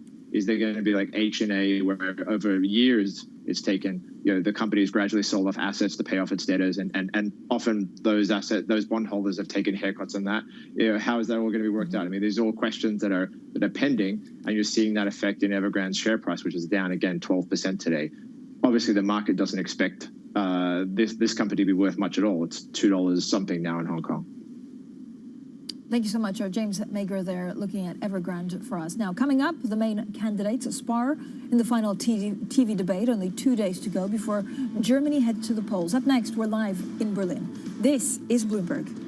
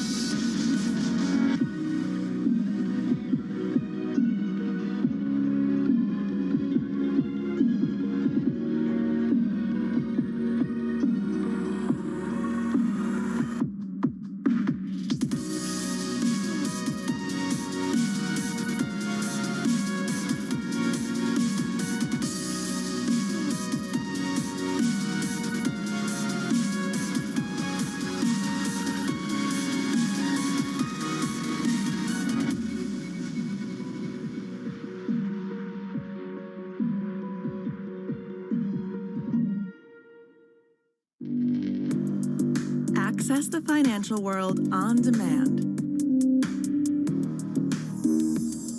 Hear from leading economists, policymakers, and industry experts via live and on-demand webinars, only from Bloomberg.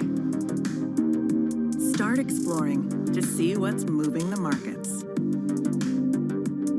Visit Bloomberg.com/webinars. This is a market that over the past few weeks has made it clear it wants to go higher. It got a little spooked by the idea that geopolitical tensions are rising.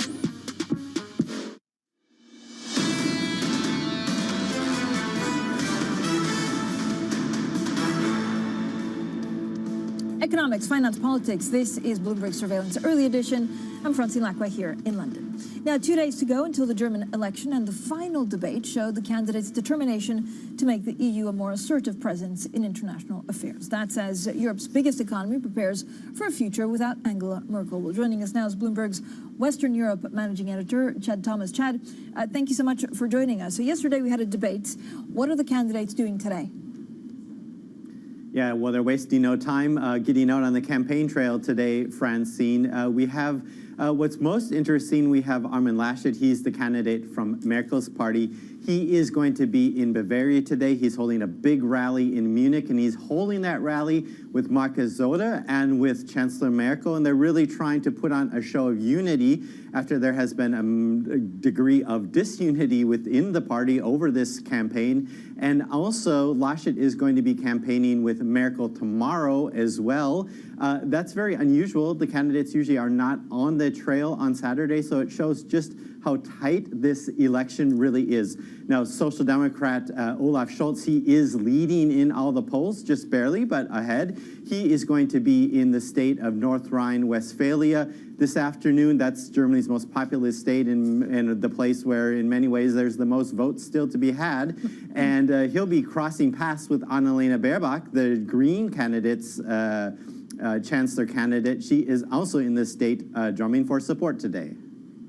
Right, so how many undecided voters are there, Chad? And is there a feeling that now people are starting to work on possible coalitions, or the candidates are, instead of focusing on getting the votes?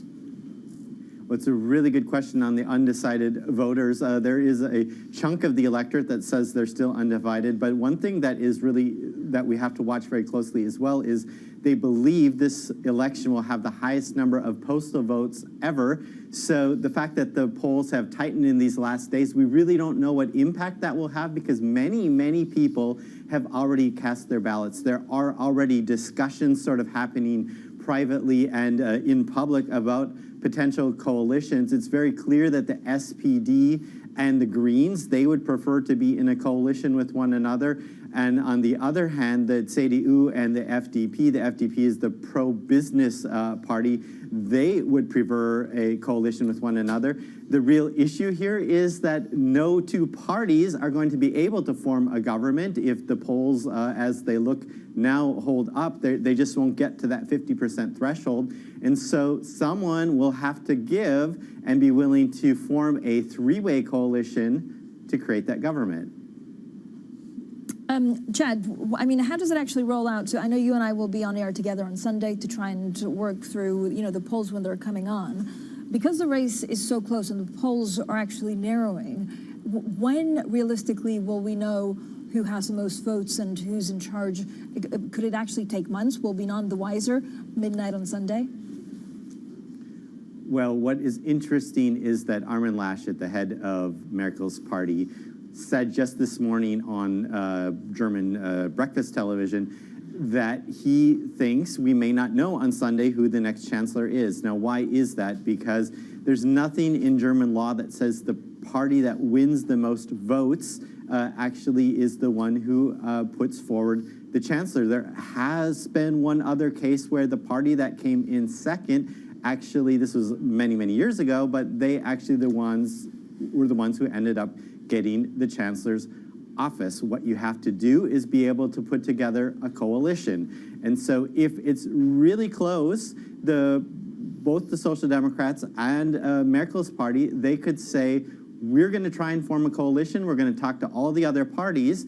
and see who's willing to join a government with us. So we'll know on election night who has the most votes, but we won't necessarily know who will be the next chancellor.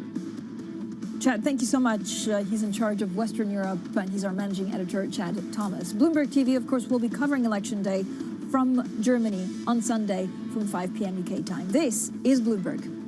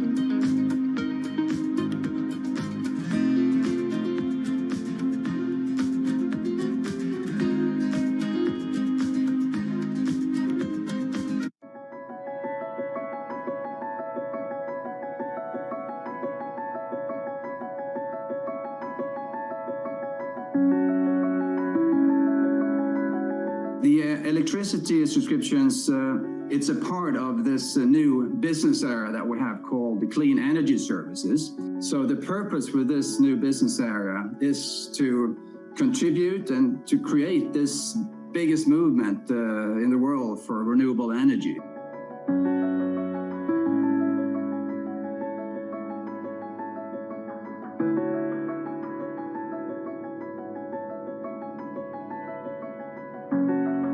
We will add even more products. We have solar panels that we sell, and now we have the soon, I should say, the electricity subscription.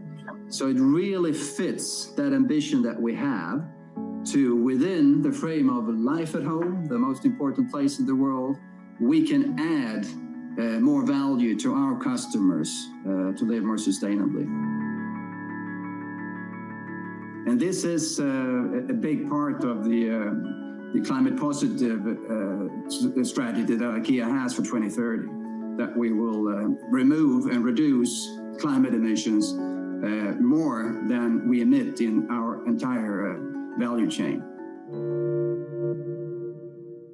The growth story in cannabis remains very strong, even after the sort of loosening of the pandemic. There was a worry that there might be wallet spend competition, but so far the cannabis sector seems to be holding up very strong.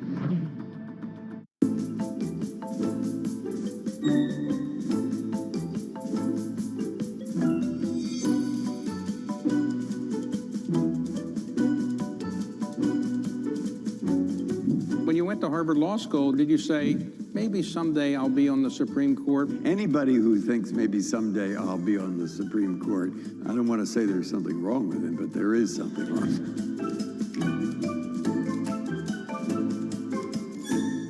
Trading revenues coming in better than expected. Everything cash, $1.4 trillion of cash. One of the most notable aspects of this report that was stellar.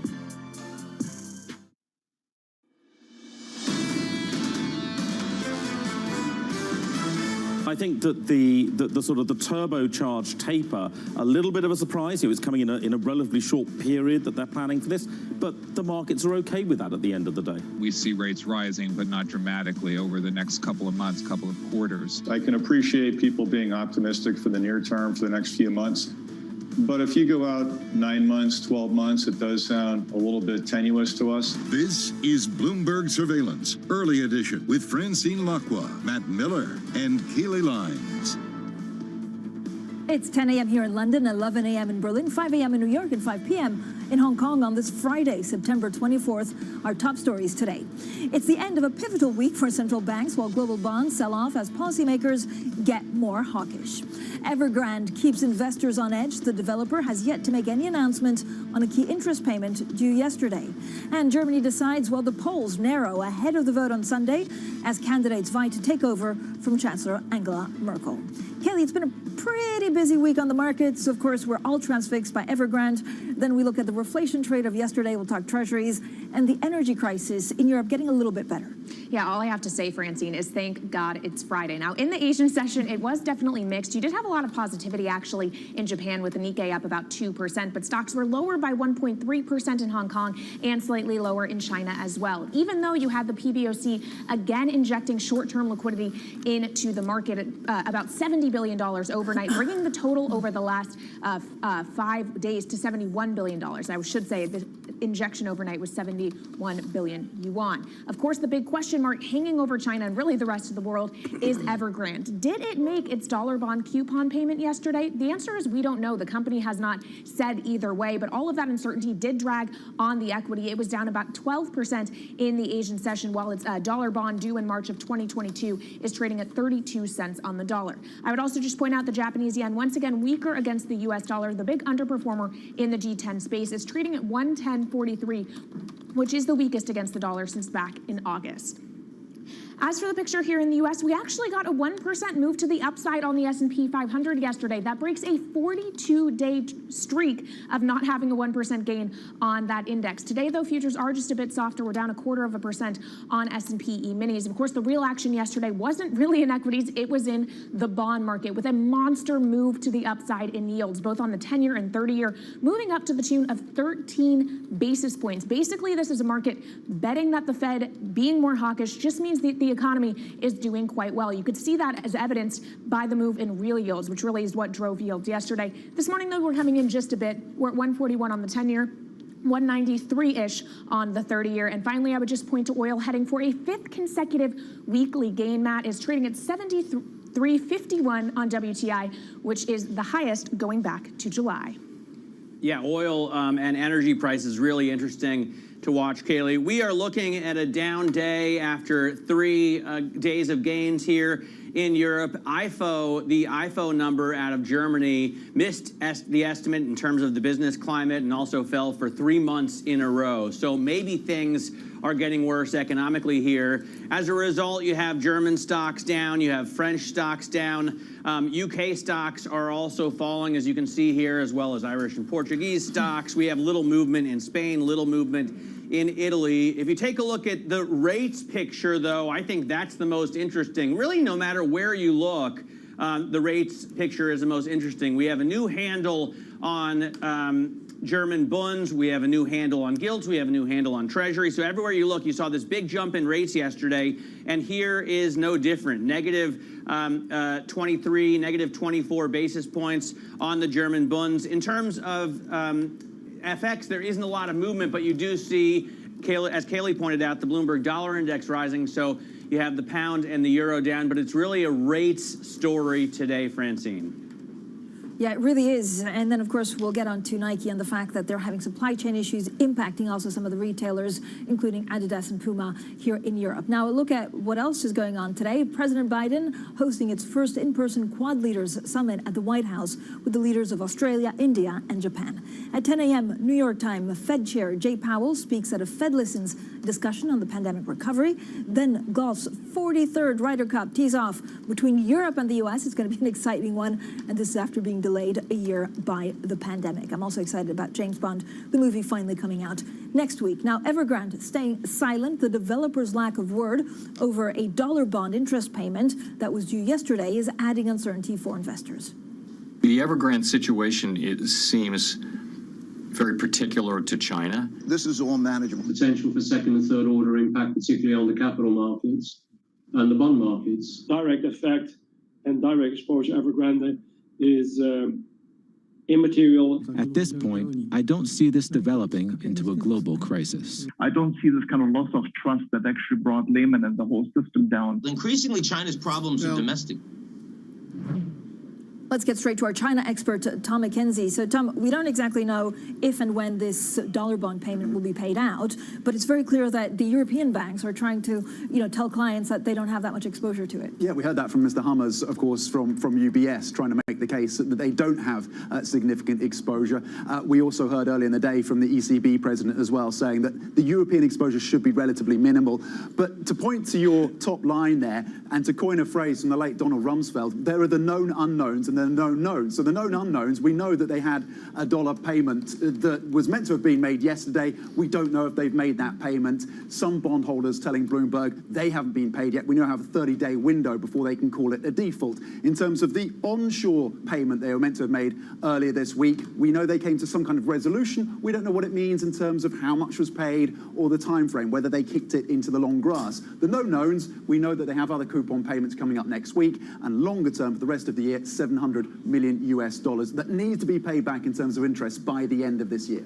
So many remaining unanswered questions, Tom. Meanwhile, I want to bring our attention to some fresh breaking news out of China. Chinese ministry is vowing to crack down on crypto mining. China banning fiscal and financial support for crypto mining projects, and the PBOC urging curbing crypto trading and speculation. We are seeing Bitcoin taking a leg lower. It was higher earlier, now down about 2% to just under $44,000. Tom, should we be treating China's crackdown on Bitcoin differently than some of the tighter regulation emerging in other sectors? It's in line with the broader push to control risk, and it's should be seen part of this common prosperity theme as well. Look, the Bitcoin mining equation is significant because up until recently, China was the home of the largest chunk of Bitcoin mining in places like Inner Mongolia and in Sichuan. I've visited Bitcoin mines in northern China. They were significant. They accounted for more than 50% of all mining. So the fact they're cracking down on this is a continuation, by the way. They've already squeezed out most of the miners in places like Inner Mongolia, Sichuan, and Xinjiang. So it's a continuation of this. It's not major, but it just moves the needle forward in terms of their views on cryptocurrencies. We know the PBOC, of course, is developing its own digital currency. I just want to say thank you for reminding me of that Rumsfeld quote. As we know, there are known knowns. There are things that we know that we know.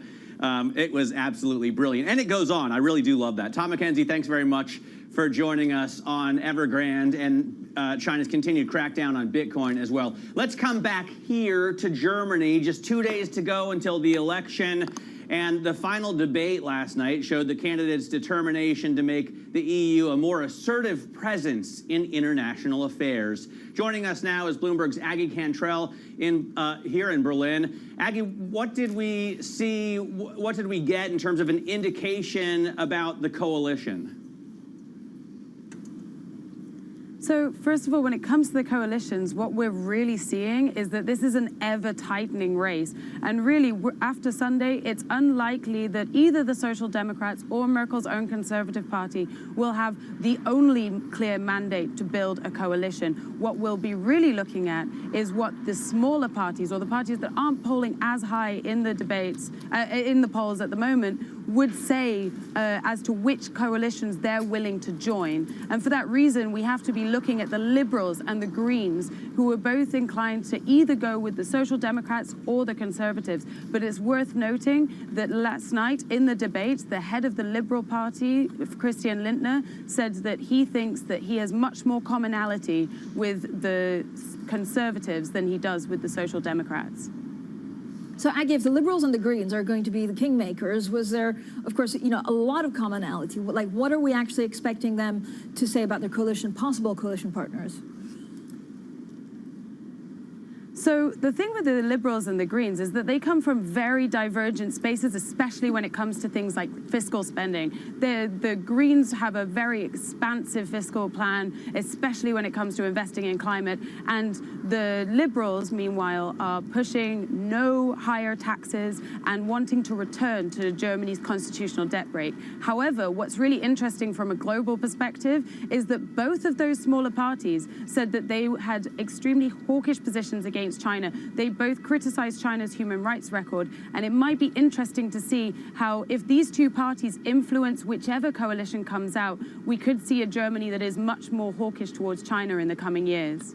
All All right, Bloomberg's Aggie Control, thank you so much. And of course, this Sunday, we will bring you live coverage and analysis of Germany's election. Don't miss it, starting at 5 p.m. London time, 12 p.m. in New York. Let's head over to Washington now, where focus has turned to the chip shortage as the Biden administration considers forcing companies in the semiconductor supply chain to provide information on inventory and sales of chips. Emily Wilkins, Bloomberg government reporter, joins us now from Washington. Emily, how bad does the situation have to be for the Commerce Secretary to be considering invoking something that hasn't been used since the Cold War?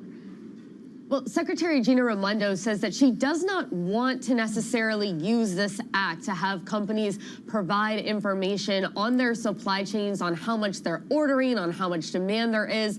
But she warned a group of them yesterday that she would use it if they did not provide this information freely. The department is asking companies, there were a number at the White House yesterday, including Intel, Apple, car manufacturers, including GM and Ford, who are all suffering from this supply chain shortage on semiconductors. And the Commerce Department is asking them to fill out a survey, giving them some more idea about what they have in terms of inventory, in terms of orders. The basic question here is sort of where are the bottlenecks in the semiconductor supply chain, and what, if anything, can the White House do to help alleviate some of them? So, Emily, if you look at the shutdown, the possible government shutdown, what is Congress doing now to try and stop that from happening? Well, we are really up against that September 30th deadline. That is when the funding for the government runs out. And currently they're working with a stopgap measure that would fund the government from now until December 3rd. The problem is that that measure has been paired by Democrats with a measure to raise the debt limit, something Republicans said they will not support. Yesterday, we did hear Speaker Pelosi say that she realized that the two would eventually need to be decoupled, and they would just be working on passing the stopgap measure and then work later on passing that measure to raise the debt limit to make sure that the U.S. does not default on its debts. But once again, we're in a bit of a time crunch here. They can get this done before next week, but everything's going to have to move pretty quickly. Once again, the clock is ticking. Emily Wilkins of Bloomberg Government, thank you so much. I want to get back to the markets now, take a look at some stocks moving in pre-market trading here in the U.S., and I have to begin with Nike. It reported after the bell last night. The issue wasn't the quarter just reported, it was the outlook and the cut to its revenue guidance because of supply chain issues. Factory closures in Vietnam, meaning that the company isn't necessarily going to be able to keep up with customer demand. As a result, that stock is down about 5% in pre-market trading. Another stock moving to the downside is DD Global, of course, the Chinese ride hailer. Basically, you're seeing all Chinese companies listed in the U.S., those ADRs under pressure today as there is still uncertainty around regulation in China and, of course, the Evergrande situation. DD, for its part, down about 1.5%. But one mover to the upside in a big way is Meredith, of course, the publisher of magazines like People magazine. Apparently, Barry Diller's IAC is looking at acquiring the company in a deal worth as much or even more than $2.5 billion. Bloomberg reporting that overnight. And as a result, that stock is up about 16% before the bell, Francine. We're getting a lot of breaking news out of China. Kaylee, in the last couple of minutes, PBOC has just issued a statement saying that all crypto-related transactions are illegal. Now, I don't know whether they will crack down further on some of the direct crypto sales as well. This was a huge political, of course, concern in China, as we have a lot of the, for example, computers that mine Bitcoin actually based in China. So we'll have a lot more on Bitcoin, 43,678 where Bitcoin is. We'll look at those PBOC headlines on crypto. This is Bloomberg.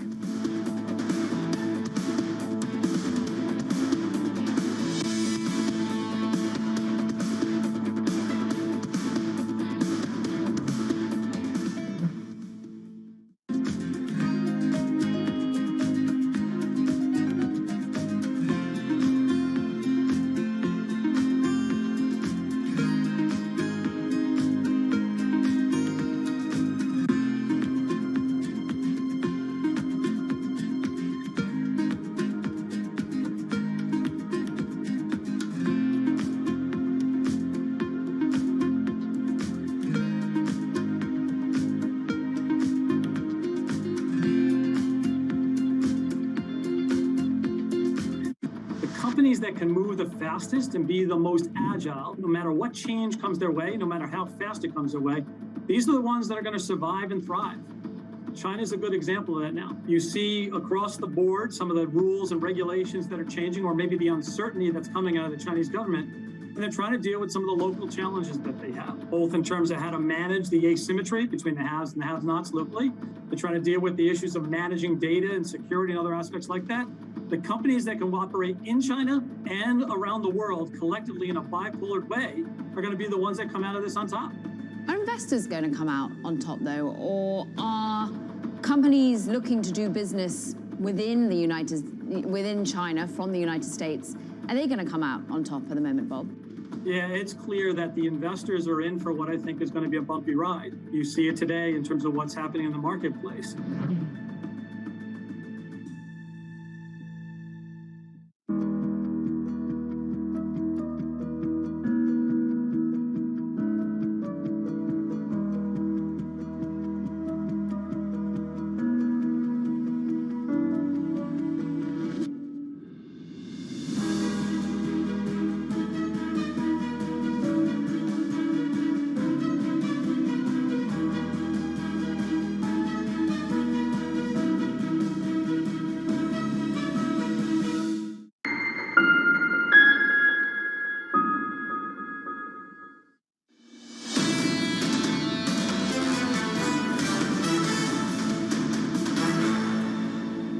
This is Bloomberg Surveillance, early edition. In the last 3 minutes or so, we've had some news out of PBOC saying that all crypto-related transactions are illegal. This is just an extra leg to China's war on the Bitcoin. And of course, we've seen it over the past couple of months and years trying to crack down on crypto in general. So with insight and analysis, let's get straight to Eddie van der Walt, our great crypto watcher, Bloomberg MLive strategist. So Eddie, good morning, first of all. Good morning. We're trying to figure out exactly how much further this goes, right?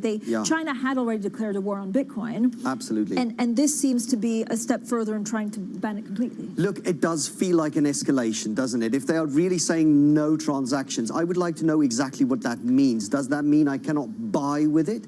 Or does it mean that I can't transact with you? I cannot send you Bitcoin from my phone to your phone, so that I can no longer trade it on an exchange. So I'm still a little bit vague on what it means, what a transaction is in this particular circumstances, and how strictly they'll enforce it. But it is confirmation.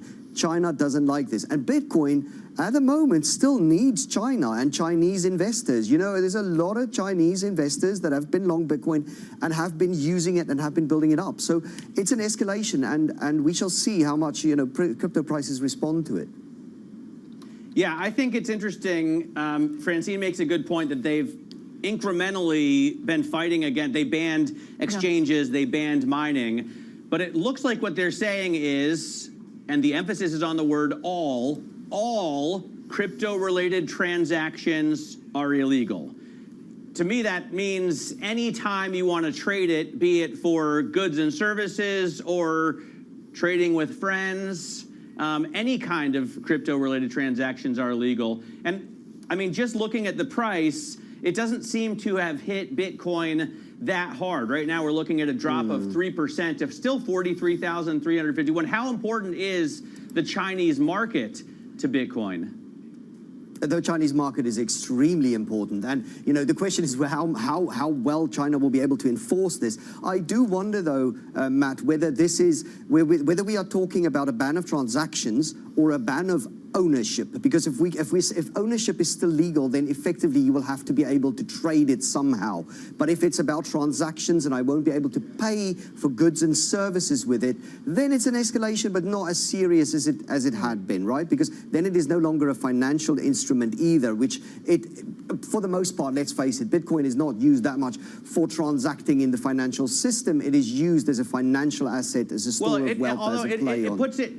It puts it really in a gray area. This is like in the U.S., this was the issue with marijuana a lot. In a lot of states, you could own it, you could hold it, but you weren't allowed to buy it or sell it. So the question was, how do I get it? Well, the law didn't make that clear. They just said you cannot buy it or sell it, but you can hold it. And that may be the same case with Bitcoin here.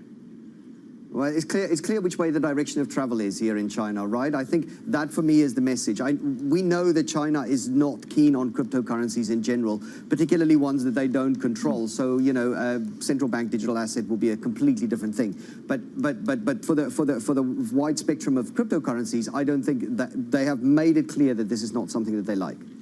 Eddie, the crackdown in China is not unfortunately limited to cryptocurrencies. They've been cracking down, really, as our Tom McKenzie put it to us, on risk across the board, and that includes in the property sector, which raises the evergrande question. We have no idea what happened with the dollar coupon bond payment yesterday, whether or not they actually met that deadline. What happens in the next 24, 48 hours?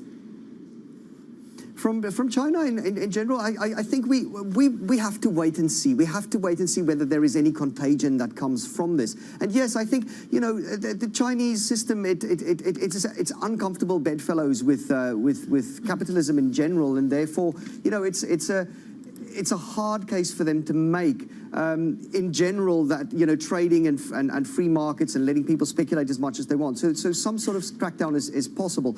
But for the Evergrande fallout, I think it is possible that, you know, that China contains this. It is not it's not something that they cannot prevent the spillovers if they wanted to. So, you know, whether particular bondholders will lose money, that isn't but one question. But they can stop the financial system from seizing up.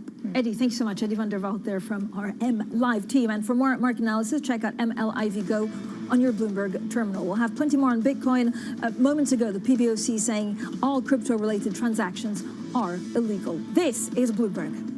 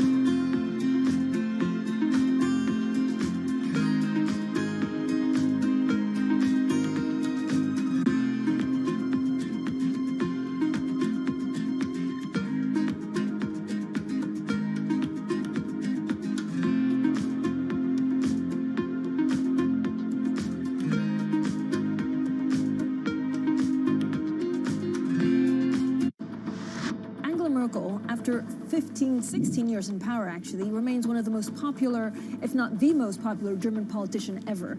Who's the right person to fill those shoes? Well, whoever is going to be filling those shoes is going to have a very hard time.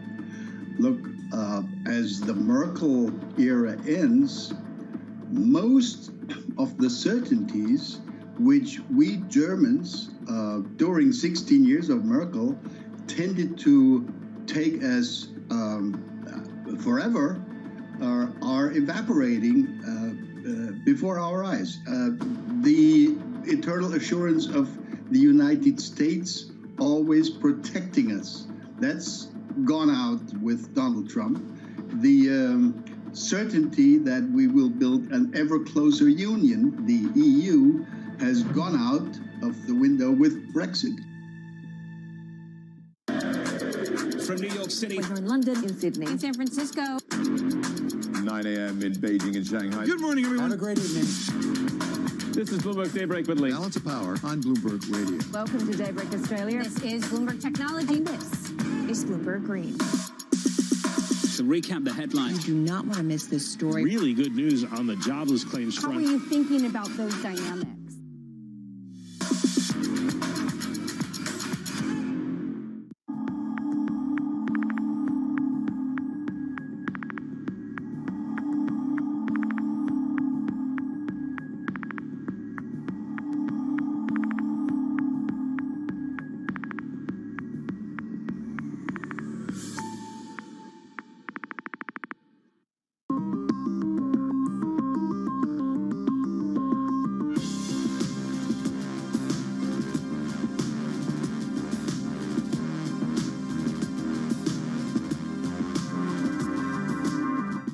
is a market that over the past few weeks has made it clear it wants to go higher. It got a little spooked by the idea that geopolitical tensions are rising.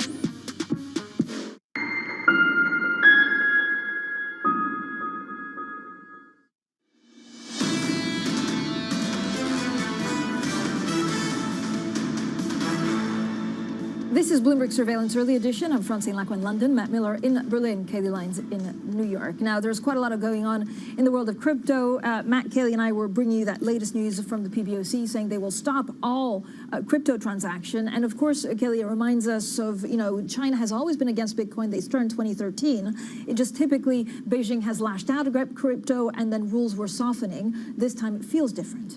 Yes, it does. It seems Beijing is taking a much more harder, firm line, as they have been with many other things. This isn't just limited to crypto. It's really across the board. But Francine, I have to stop this conversation there because something else very important is going on. And that is that Matt Miller will be gone for the next 2 weeks for a very important event, his upcoming nuptials. Finally, family Miller will be having their wedding. We have a beautiful picture of baby Edna and Steve, Matt's beautiful bride-to-be. Congratulations, Matt. Yes. Thank you so much. I actually am going to put Steven in my car tonight and drive down to Spain because he only flies private at his age, and I couldn't really cough up that much dough. Mario and Edna will follow via airline. So thank you very much, and I'll see you back here in 2 weeks. Congratulations, Matt.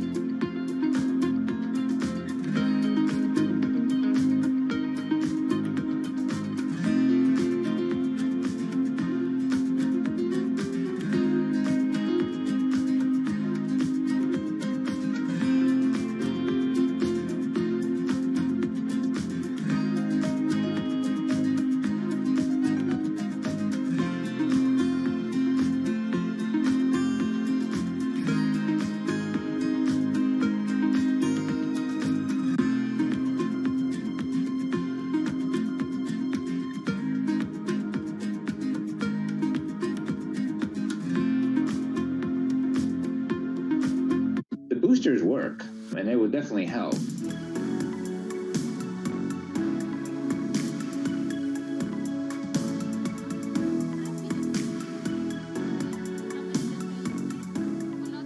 The boosters, both the Moderna and the Pfizer booster, take antibodies back up to at least where they were, and probably twice or 4 times where they were at the peak.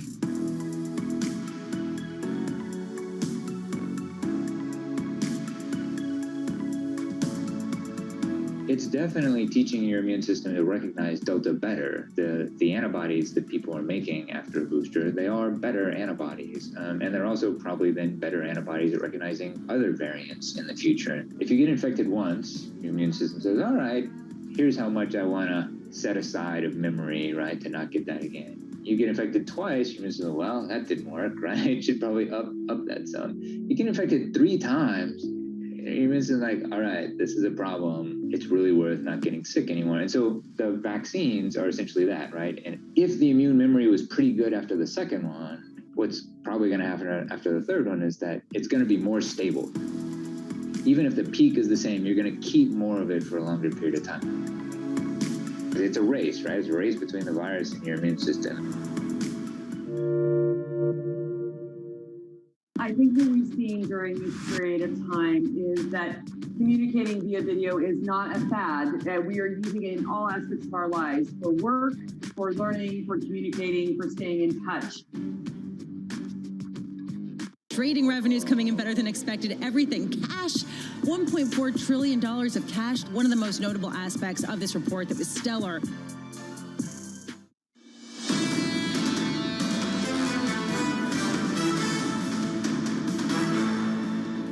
This This is Bloomberg Surveillance Early Edition. I'm Francine Lachman, London, Matt Miller in Berlin, Kay Lyons in New York. Matt, we were going to talk about the reflation trade, but now we're talking about cryptocurrency. Moments ago, PBOC saying that all crypto-related transactions are illegal, and we're getting a little bit of news because this was published actually on the PBOC's website. It was a Q&A, and we now understand that online crypto services to Chinese clients by overseas exchanges are also illegal. Yeah, you know, it's interesting because I went straight to the Bank of China's English-speaking website as well, frantically searching for any detail that I could find on this. But look, this is how I think this is probably another shoe to drop in the common prosperity fight. President Xi wants to try and reduce the inequities. He wants to try and spread the wealth a little bit, possibly redistribute that wealth. And the concern must be that if he's going to do that, well, the people who already have it are going to try and get it out of the country, right? One way they can do that easily, I guess, would be with crypto, although it is the most trackable, traceable form of currency you could possibly imagine. But it is pseudonymous or pseudonymous, so you won't know exactly who owns the wallets. In any case, I think it's very interesting stuff.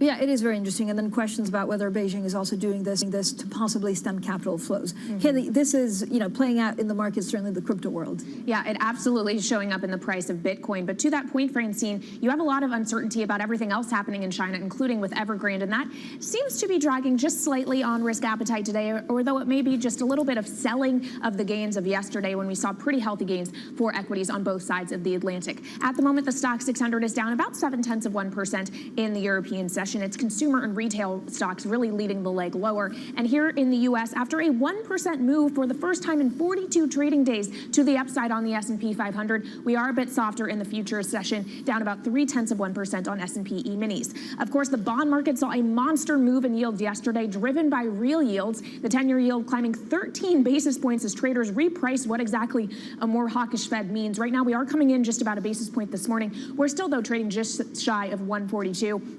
And then, as I said, you can see those PBOC headlines showing up in the price of Bitcoin, which is now down the better part of 4%, right around the $43,000 level. And that leg lower in Bitcoin is translating into a move down for some Bitcoin-related equities in pre-market trading. You have the likes of Marathon Digital and Riot Blockchain, each down in the realm of about 5%. And in other movers, you have Nike also down about 5% after it cut its outlook because of supply chain issues in Vietnam. To the upside, though, Meredith potentially being bought by IAC for about $2.5 billion. The magazine publisher up about 16% before the bell, Matt. People magazine, where I get all my important American gossip. I'm not watching that right now. There's so much German gossip to wade through with this election. I guess it's not really gossip, politics to wade through with this election coming up.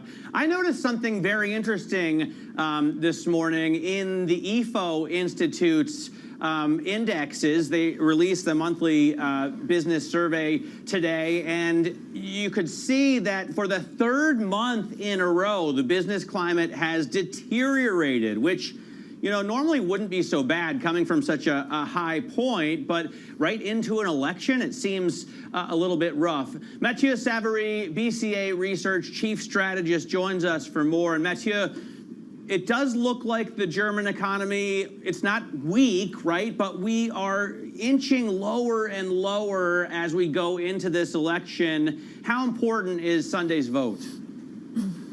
Well, Sunday's vote is important because it will frame whether or not we will get a big fiscal break in the coming 12 to 24 months in Germany. But right now, the odds, at least according to our work, is elevated that the CDU-CSU is not able to be the leading partner in any coalition that will be subsequent to the election. So this means that the odds of this fiscal break is very, very, very low. So in this angle, the election is unlikely to provide a negative shock to the German or European economy on a go-forward basis. But even if we have a coalition that's quite left-wing with extreme left, which could still be, a possibility given all of the unknowns of the vote on Sunday. Yes, it's a possibility. Now, our base case scenario is actually that we have a repetition of some form of grand coalition with the SPD and the CDU in a government. At the end of the day, our quantitative modeling doesn't show any clear winner at this point in time, any clear front runner that has enough of votes to take a coalition with its preferred partners. So yes, we could get more spending if the link gets into the government, but we think that is a relatively low odds scenario. For the time being, what we really see as the core of the view is simply that we will not see much of a fiscal break in Germany due to the result of the election, and that instead what will matter are dynamics in terms of obviously what's going on with the pandemic, what's going on in China, and what's going on with global capex and global inventory. Mathieu, we had a lot of hawkish central banks, and we're also seeing that German election. What does it mean for the ECB? Is it caught in the middle? As you know, it seems that all around them, central banks are turning much more hawkish than they can. Yeah, I think paradoxically, it makes the ECB's job a little bit easier, because one of the things that the ECB worries about is obviously a higher euro. The euro on a trade-weighted basis, the measure that the ECB follows, is quite elevated. So if we see the Fed starting to move toward a hiking interest rate somewhere like 2022, early 2023, the BOE moving to increase interest rate next year. We've seen the Norges Bank increase interest rate yesterday, and so on. This means that the ECB can now do what it wants to do, which is at the margin remove some of the accommodation without to worry as much about a euro that rises. So I think that here's the big paradox. It does make the life of the ECB easier when it comes to trying to remove at the margin some of the accommodation. Now, there will remain a lot of accommodation. The ECB is still not very credible in terms of inflation. It needs to do a little bit more compared to the rest. Now, too, we learned this week that the Fed may be getting a little bit more worried about inflation. And after the market had some time to digest that Fed decision from Wednesday, it resulted in significantly higher yields. Do you think now the bond market and the equity market are sending the same signal? To a large degree, yes. The bond market was always facing some pressure to put upward movement in yields. But at the end of the day, there remain all that uncertainty about when was the Fed going to increase interest rate due to the dovish speech, essentially, of many members of the FOMC. Now it's getting clearer, so the market is much more free to price in those interest rate increase that reflect some of the underlying strengths in the economy, reflect some of the risks of inflation continuing to rise, even though we still think it's mostly transitory. So at the end of the day, the bond market is lining up with the equity market. Now, there's still some risk because as yields rise, we could see problems in growth stocks and cause a bit of a convergence downward in equities. Yeah, exactly. What level do you think that is where yields are problematic for equities? Well, it's actually one of the tougher questions to answer, but if yields rise above 180 to the 180 to 2% zone quickly, so that means in the next 6 months, then we could see some serious problem for equities. Now, if it takes more time to hit those levels, equity will be able to digest that move without too much problem. Mathieu, thank you so much. Mathieu Savary there, BCA Research Chief Strategist. Now, coming up on the German election, we speak with Guntram Wolf, Bruegel Director. We'll also talk about the implications for Europe on whoever becomes the next chancellor. This is Bloomberg.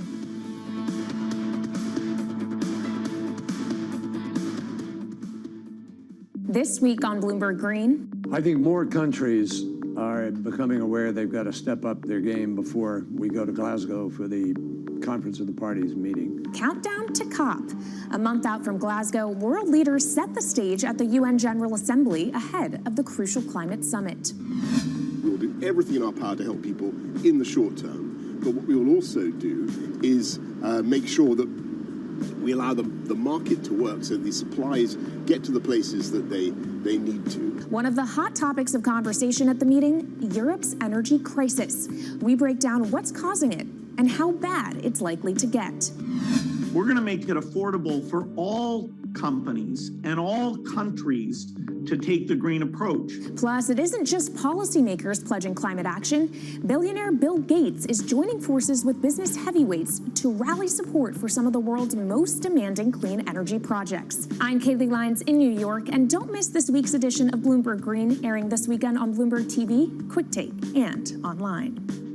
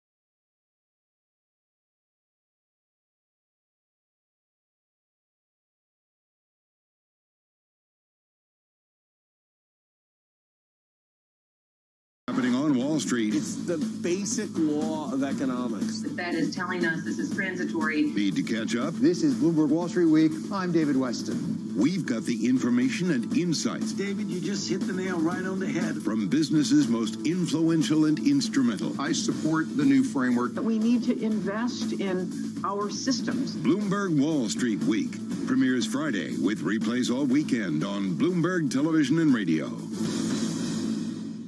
Global markets never sleep, so stay connected with Francine Lacqua in London, Matt Miller in Berlin, and Kaylee Lyons in New York. Perspective on the day ahead.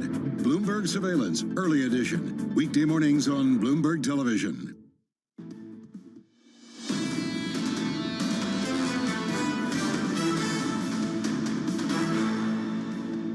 Schaut darauf, was entsteht jetzt für eine Europe is looking at Germany and what government will be formed.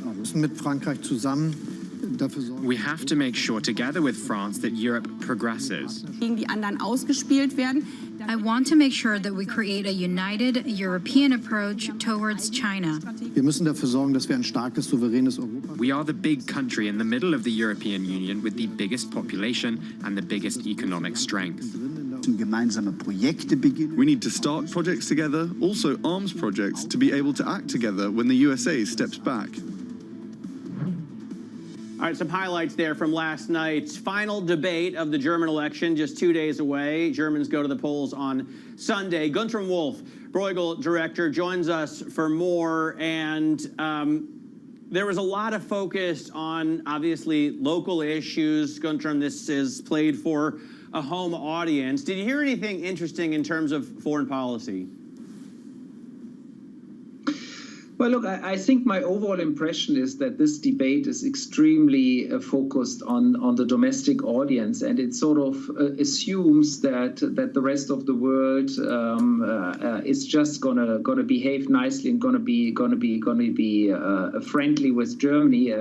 There is relatively little strategic thinking on, you know, where do we go and what do we really do. I mean, obviously everybody, as we've just heard, is saying, well, I'm pro-European, we need to do some joint projects, we need to have a good relation with France. I mean, that is in a sense the good news. I mean, the three main candidates, they are all fundamentally pro-European, but it really stops at the I would say first statement. And you know, as soon as you want to dig into some more details, such as what to do with the debt break, what to do with investment, you know, how to really handle China, or the military with China. Yeah, Guntram, one of the things that I wonder about is increasingly it looks like Europe cannot count on the U.S. or NATO to further its goals. When is Germany going to build up its own, and France, build up their own European military force?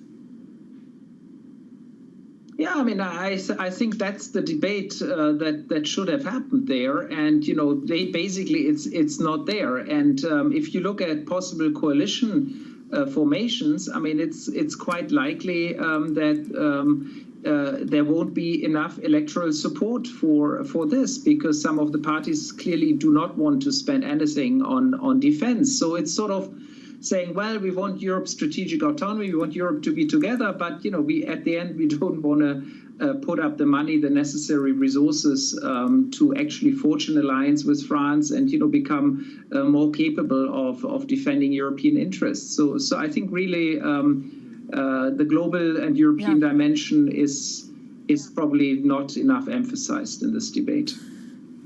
So, Guntram, what's actually your biggest worry for Sunday? Is it that we have some kind of coalition that doesn't really get anything done, and that it takes like 4 or 5 months to put together? Well, I mean, it could take time to be put together, but to be honest, I'm not so worried about this. I think there will be an awful lot of continuity, and this period, this few months without yet a new government, I don't think they will be very problematic. I think what I would watch out is really more the precise constellations and who runs which ministry. I mean, this is really in Germany quite important because the ministry has really the prime responsibility. They all will be roughly pro-European, pro-trade, but then the details matter, and it's there where the ministries really play a role. I mean, how strong will the return to the fiscal rules be? That's one of the key debates to look at. Or not. I wonder if continuity isn't one of the problems in Germany. It's all about continuity. Nothing really ever changes here, and I can understand why the system was set up that way. But don't you need the Germans to take a leadership role, to really step out and do something?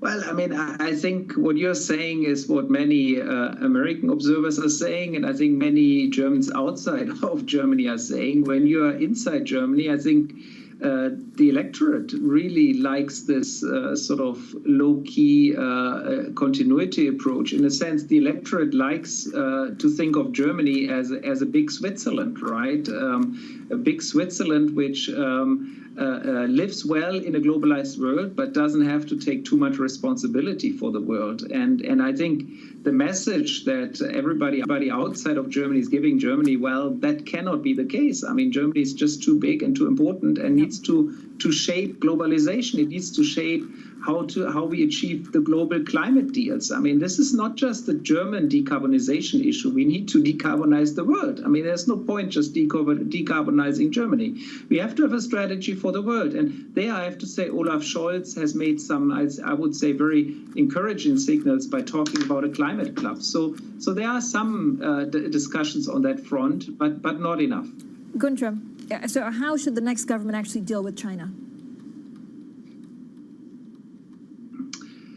Well, I mean, I think it's the most difficult question for the next government, and my view on this is that a purely confrontational approach, such as the one chosen by the U.S., is not going to bring us, not going to take us very far. I think we do have to engage with China. We do have to continue the commercial ties. I think it would not be the right approach to sort of decouple from China, but we also have to have the defensive instruments in case these ties are, I would say, abused by China. And that's where I think we really need European strategic autonomy, meaning we need European instruments to counterbalance and to retaliate if there is aggression from China. But it cannot be, the approach cannot be, let's just get rid of our relation with China. That's not going to work. China is there. China will be important. China will be more and more important, I'm convinced. And, we have an interest in forging positive relation with China. Yeah, I think that was like the way that the French were seeing it, but it didn't go to plan in terms of the subs. Thank you so much for joining us, Guntram Wolf, their Bruegel director. Now, this Sunday, we'll bring you live coverage and analysis of Germany's election. Don't miss it. It starts at 5 p.m. London time, 12 p.m. in New York. And this is Bloomberg.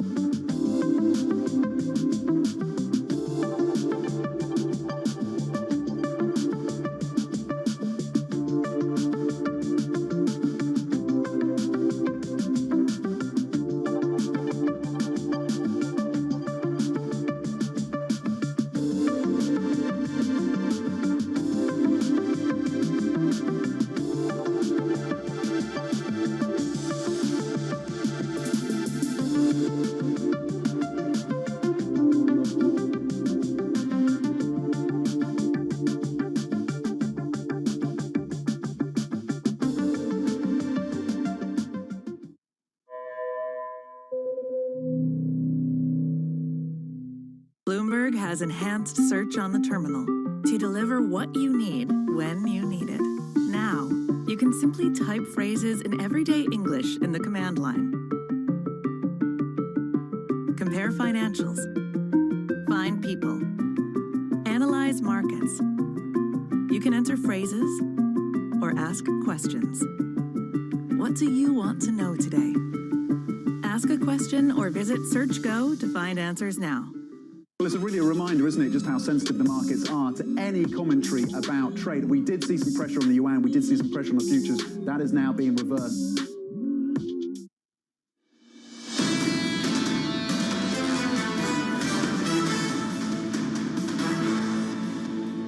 This is Bloomberg Surveillance Early Edition. I'm Matt Miller in Berlin with Francine Lacroix in London. Now, let's get back to China's increasing crackdown on crypto. It looks like they've gone absolute at this point, saying on the PBOC website they will ban all transactions, or that all crypto transactions are illegal. We do see Bitcoin's price falling down below 44,000, down below 43,000 right now, 42,912. Let's get to Joanna Ossinger, our Asia crypto czar, for more on what this actually means. Joanna, it seems like from now on, everything that you want to do, besides simply holding crypto if you already have it, is illegal. Is that am I reading this correctly? Hi, Matt. That's kind of what it looks like. But the question always with these things from China is, what does it mean in practice? You know, we've had the crackdowns before over the years, and people have been able to do workarounds and they keep exchanges going, even though they crack down on exchanges. There are a lot of people who still hold crypto. So you'll see, even for Bitcoin and the crypto complex generally, the drop that we've seen is actually not that big. So it tells you that it's not that much of a surprise, but it's definitely not being, it's definitely not increasing the prices either, right? So, Joanna, why are they doing this now? They've been wanting to do it. Do they feel emboldened by everything else? Is it a distraction because of what's going on with Evergrande? It might be that they're seeing, the SEC in the U.S. is cracking down on things as well. They are seeing other regulators taking steps. But, China does things when it does them, right? So it's a little bit hard to tell exactly. It could be that they're concerned about something with Evergrande, but it could just be that they're looking at crypto overall and saying, this is the time when we want to take this step, because they've been going at it, since before Evergrande was really getting people's attention.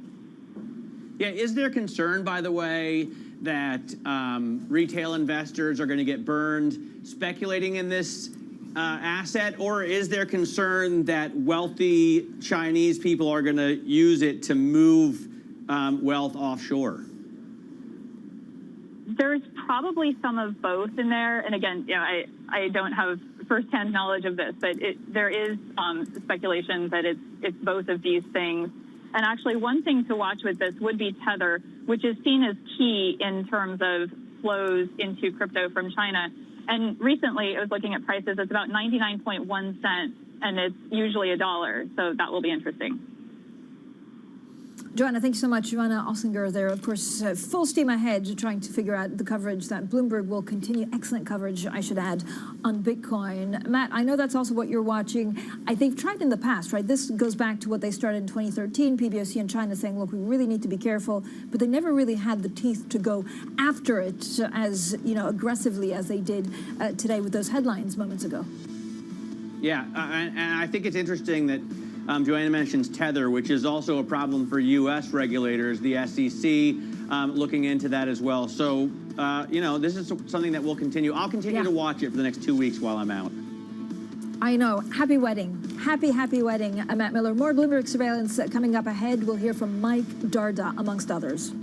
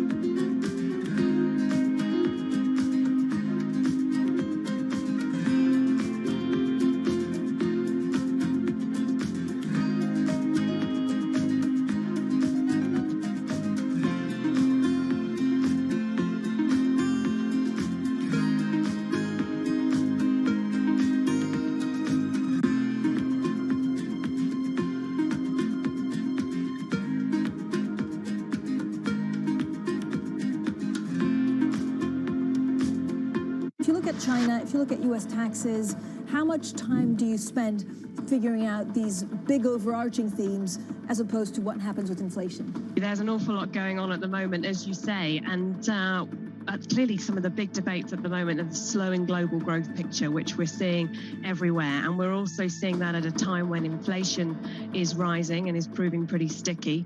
And to your earlier points, Francine, essentially the interplay between those two is critical. So some of those news events this week, whether it's OPEC and what's happening from a supply perspective, is going to be crucial, or indeed, of course, that US CPI print. So we've spent a lot of time thinking about inflation more recently, because clearly that leads into when we feel you may start to see the taper and when you might start to see rates going back up, particularly in the US. I mean, what might be useful just to explain a little bit is the focus that we've seen from everybody on China. You know, clearly China, huge in terms of the global commodity cycle. Access the financial world on demand. Hear from leading economists, policymakers, and industry experts via live and on-demand webinars, only from Bloomberg. Start exploring to see what's moving the markets. Visit Bloomberg.com/webinars. The EU's longest-serving leader is leaving. Who will run Germany next? Join Francine Lacroix for the first results and analysis on Bloomberg Germany Decides. Tune in for live coverage beginning at 5 p.m. Sunday on Bloomberg Television and Radio.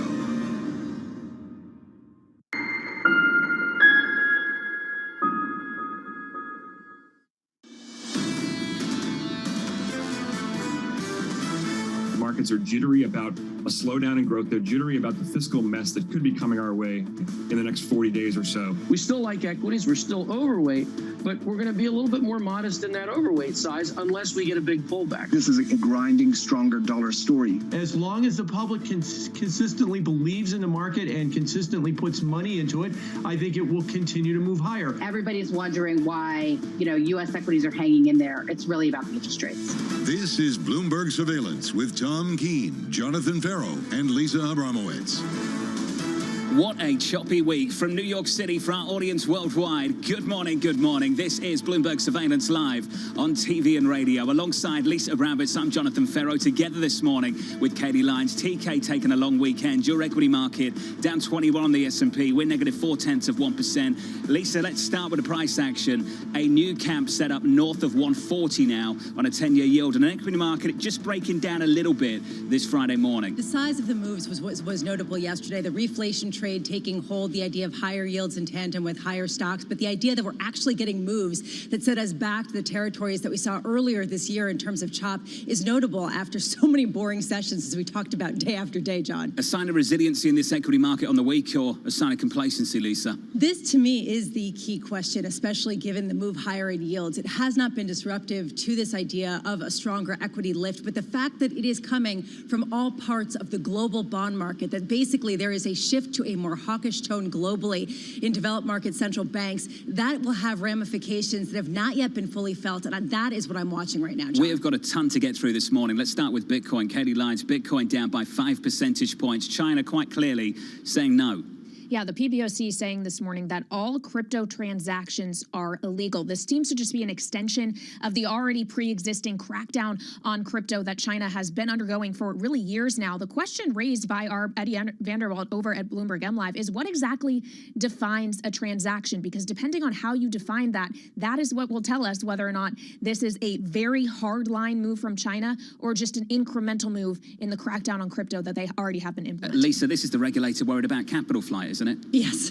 Is that what this is? That's exactly what this is. Basically, especially as they try to clamp down on their economy and make it a bit more insular at a time of a slowing economic growth and, frankly, a housing market that has a lot of question marks, Sean. Well, we've got to work out some Evergrande issues. We've got a ton of issues to work through. Let's start with the price section. We're down 21 on the S&P after a big day of gains in yesterday's session. Would you believe it? Coming into Friday, we're positive on the week on the S&P 500. Yields come in a couple of basis points, but yesterday's price action was phenomenal. Yields breaking out higher by more than 10 basis points on 10s. We were talking about the low 130s for the last month or so. Now we're talking about the low 140s, 140.80 on a US 10-year. Euro dollar not doing much, Lisa, basically unchanged on the session. Euro dollar 117.32. I have to say, the scope of these moves really was interesting to me. The idea that we saw actual movement that was not boring. The biggest move up in yields yesterday, going back to February, some of the biggest gains in the S&P as well.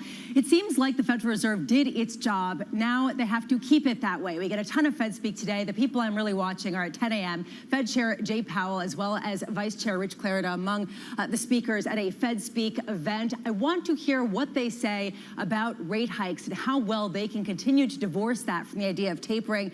And then I want to hear about the balance sheet and how they view the threshold to taper. We saw a new all-time high yesterday at 4:30 p.m. Eastern time in New York on a Thursday evening. We saw that actually, once again, we have a new all-time high of nearly $8.5 trillion for this balance sheet. What are the risks of letting it continue to grow versus starting to taper at a time of a lot of uncertainty economically? Meanwhile, at 10 a.m., where there is a question about home sales, there has been a little bit of deceleration. We get August new home sales. I am curious to see any potential ramifications for the expectation of it tapering. If you take a look at mortgage rates, they've really reached a low of around 3% in the United States. How much could this climb as incrementally they pare back some of their purchases of mortgage debt in particular starting as soon as November? And today, President Biden is hosting the leaders of Australia, India, and Japan at the White House to have their Quad discussion. It's the first in-person meeting to try to figure out how to come up with an Asian-Pacific strategy in a region that is dominated currently by China. This all goes back to that story, John. Lisa, thank you. Thank you very much. One stock to take a look at pre-market, Nike down in the pre-market by 4.6%. Kelly, I know you've touched on this through the morning. Big focus on this. Full year growth goes from the low double digits to the mid single digits. The focus on Vietnam, the focus very much on supply. Yeah, those factory closures, they're really hitting Nike where it hurts, considering it sources about 40% of its products from Vietnam. And we're seeing, John, again, this recurring theme where the issue is not demand. The issue is on the supply side. And Nike, one of those companies that's saying we just can't get enough supply in order to meet that demand. And I would note overnight, it wasn't just Nike warning of these supply chain pressures. Costco, too, saying it's going to have to raise prices by 3.5% to 4.5% because of some of the bottlenecks out there and the higher input costs that are ensuing, John. Let's talk about the higher input costs. This from Bank of America this morning. This is Stand of the Morning from B of A. The cost of shipping a 40-foot container from Shanghai to LA, Rotterdam, or New York 18 months ago was about $2K. It's now $12K, $14K, and $16K respectively. Lisa, that's a massive change, and these companies are grappling with that. They're grappling with that and trying to figure out how much they can pass along to consumers and how much they can suck up. And that was what was interesting about Costco. Basically said, we're not that noble. We can't be. We actually are a business, and we have to pass it along to you, which means how much can consumers absorb of these higher costs, John? Here's quote of the morning. A well-known brace of things to worry about near term could ultimately prove positive for the market sooner than expected. John Stolfus joins us now from Oppenheimer Asset Management. John, we've been talking about a range of issues this morning, points of tension, and you think they're going to turn positive. Why, John? Yeah, first of all, thanks for having me on the show. A couple of things that you've got to consider. This is not atypical of coming out of a crisis where you have all kinds of mixed signals crossing the transom on a day-to-day basis. What the main point is, are these going to be addressed or not? Business people tend to address them, and they address them rather quickly today with the aid of technology. The process of a competition bound to resume at pre-pandemic levels, probably over the course of the next quarter or next 2 quarters. So we're positive on equities here. I think the question an investor has to ask themselves, are they traders? Are they in the day? Or are their goals and objectives out 3 months, 6 months, 18 months, That's well taken, John. That's a fair point. So right now, what do you think is the advisable approach to take? And how are you shifting your view after hearing what the Federal Reserve has in terms of a plan to taper? Well, the first thing is, Lisa, yesterday we saw a substantial jump in the yield of the 10-year Treasury. I think right now it's up about over 20% from the low that it hit on August 3rd. But it's off about 18% also from the peak when it hit 1.74% back in March. So we think that the 10-year Treasury is probably right about where it should be based on where we're headed in terms of things improving along the line. The bond market, of course, always has a tendency to either oversell or overbid itself. So for investors, we'd say stay the course. We want growthier value, okay? And we want GARPier growth, or growth at a relative reasonable price at this point. And we find those in things like technology, consumer discretionary, financials, and industrials. To that point, and I know, as you said, we're still 30 basis points south on the 10-year yield of the highs of March. But at what point do higher yields become problematic for some of those growth equities you say you favor here? Yeah, I think considerably further from here. I think the bogey is 3%. We saw that in 2018, in the fourth quarter of the first quarter of 2018, and we saw it again in the fourth quarter of 2018. That seems to be what really tips the apple cart to negative. But we don't think we're headed for that type of inflation in terms of stickiness. We believe in what the Fed is saying. We think it's highly transitional inflation at this point. We think the administration has a point in asking to see inventories and sort of get under the hood of where producers are in a variety of things, because there's a tendency when you're getting a higher price, you don't want to lower your price. You want to keep the emergency pricing for longer, especially when consumers and businesses coming out of pandemic repression are liable to accept it easier initially before they go back to the internet and comparison shop for what they're looking for. John, just quickly, it's not too early to start talking about earnings season. We had numbers from FedEx, supply-side constraints, numbers from Nike, supply-side constraints. Can you explain to me the single anchor that's going to keep this equity market grinding hard through earnings season if we see a lot more Nikes and a lot more FedExes?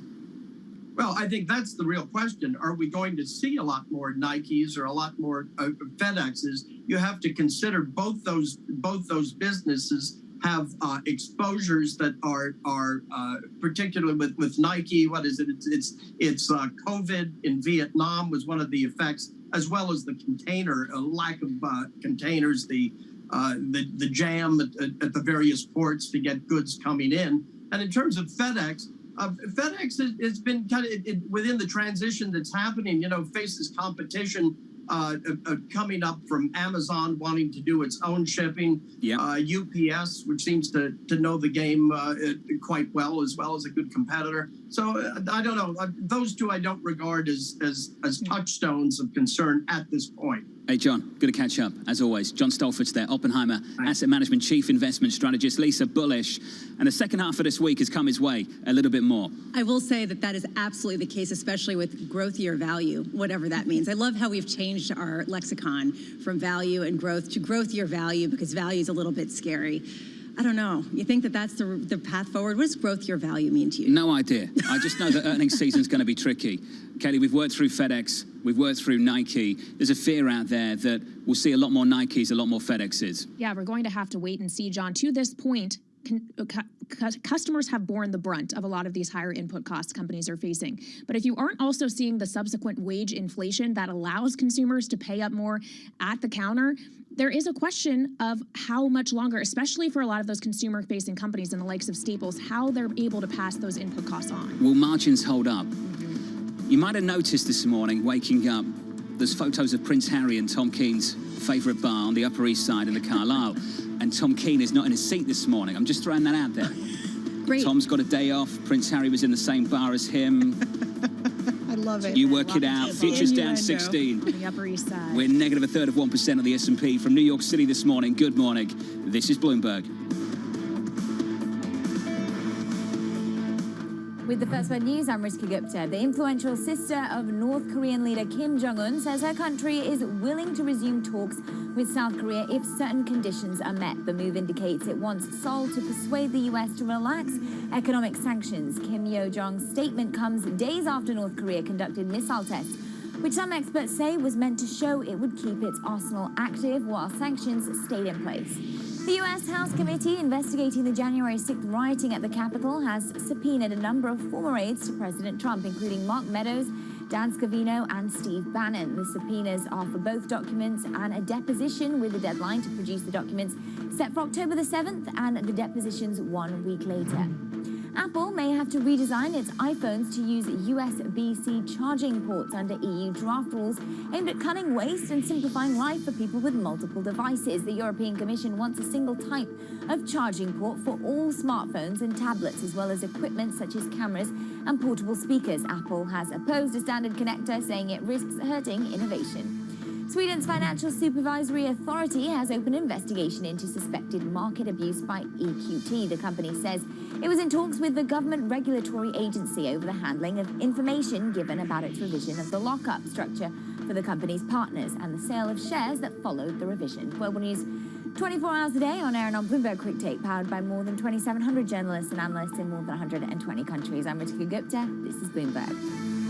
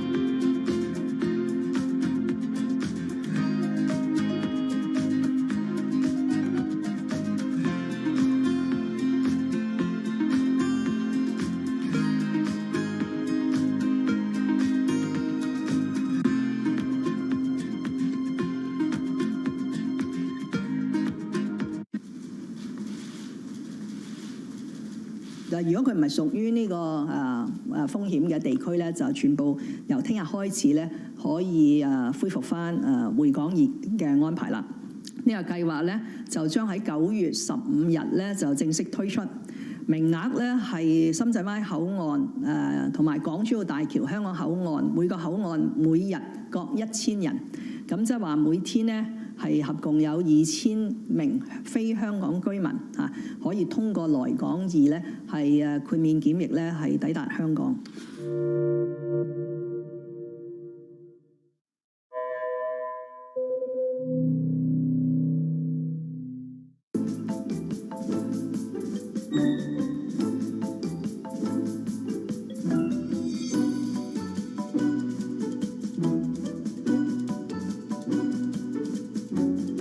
When you went to Harvard Law School, did you say, maybe someday I'll be on the Supreme Court? Anybody who thinks maybe someday I'll be on the Supreme Court, I don't want to say there's something wrong with him, but there is something wrong.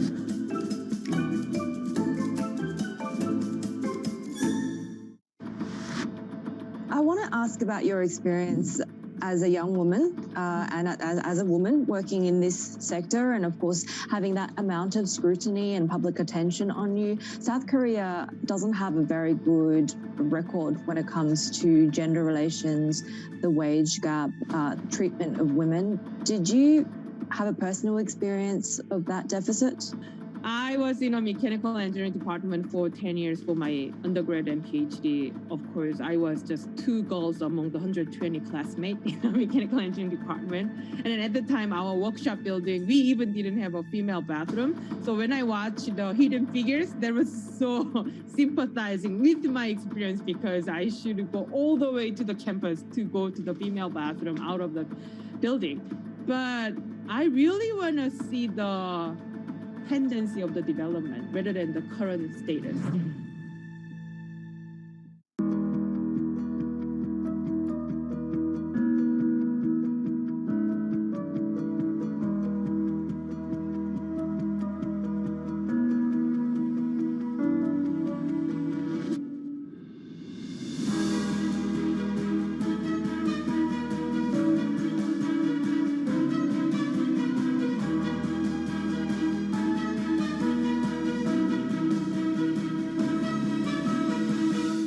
Crypto, you have a world of young people that want their own financial system and their own culture.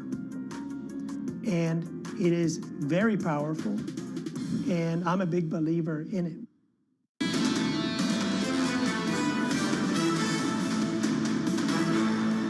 We're not talking about future spending. It's important to note this is to pay the incurred cost. Last year, Democrats and Republicans together incurred costs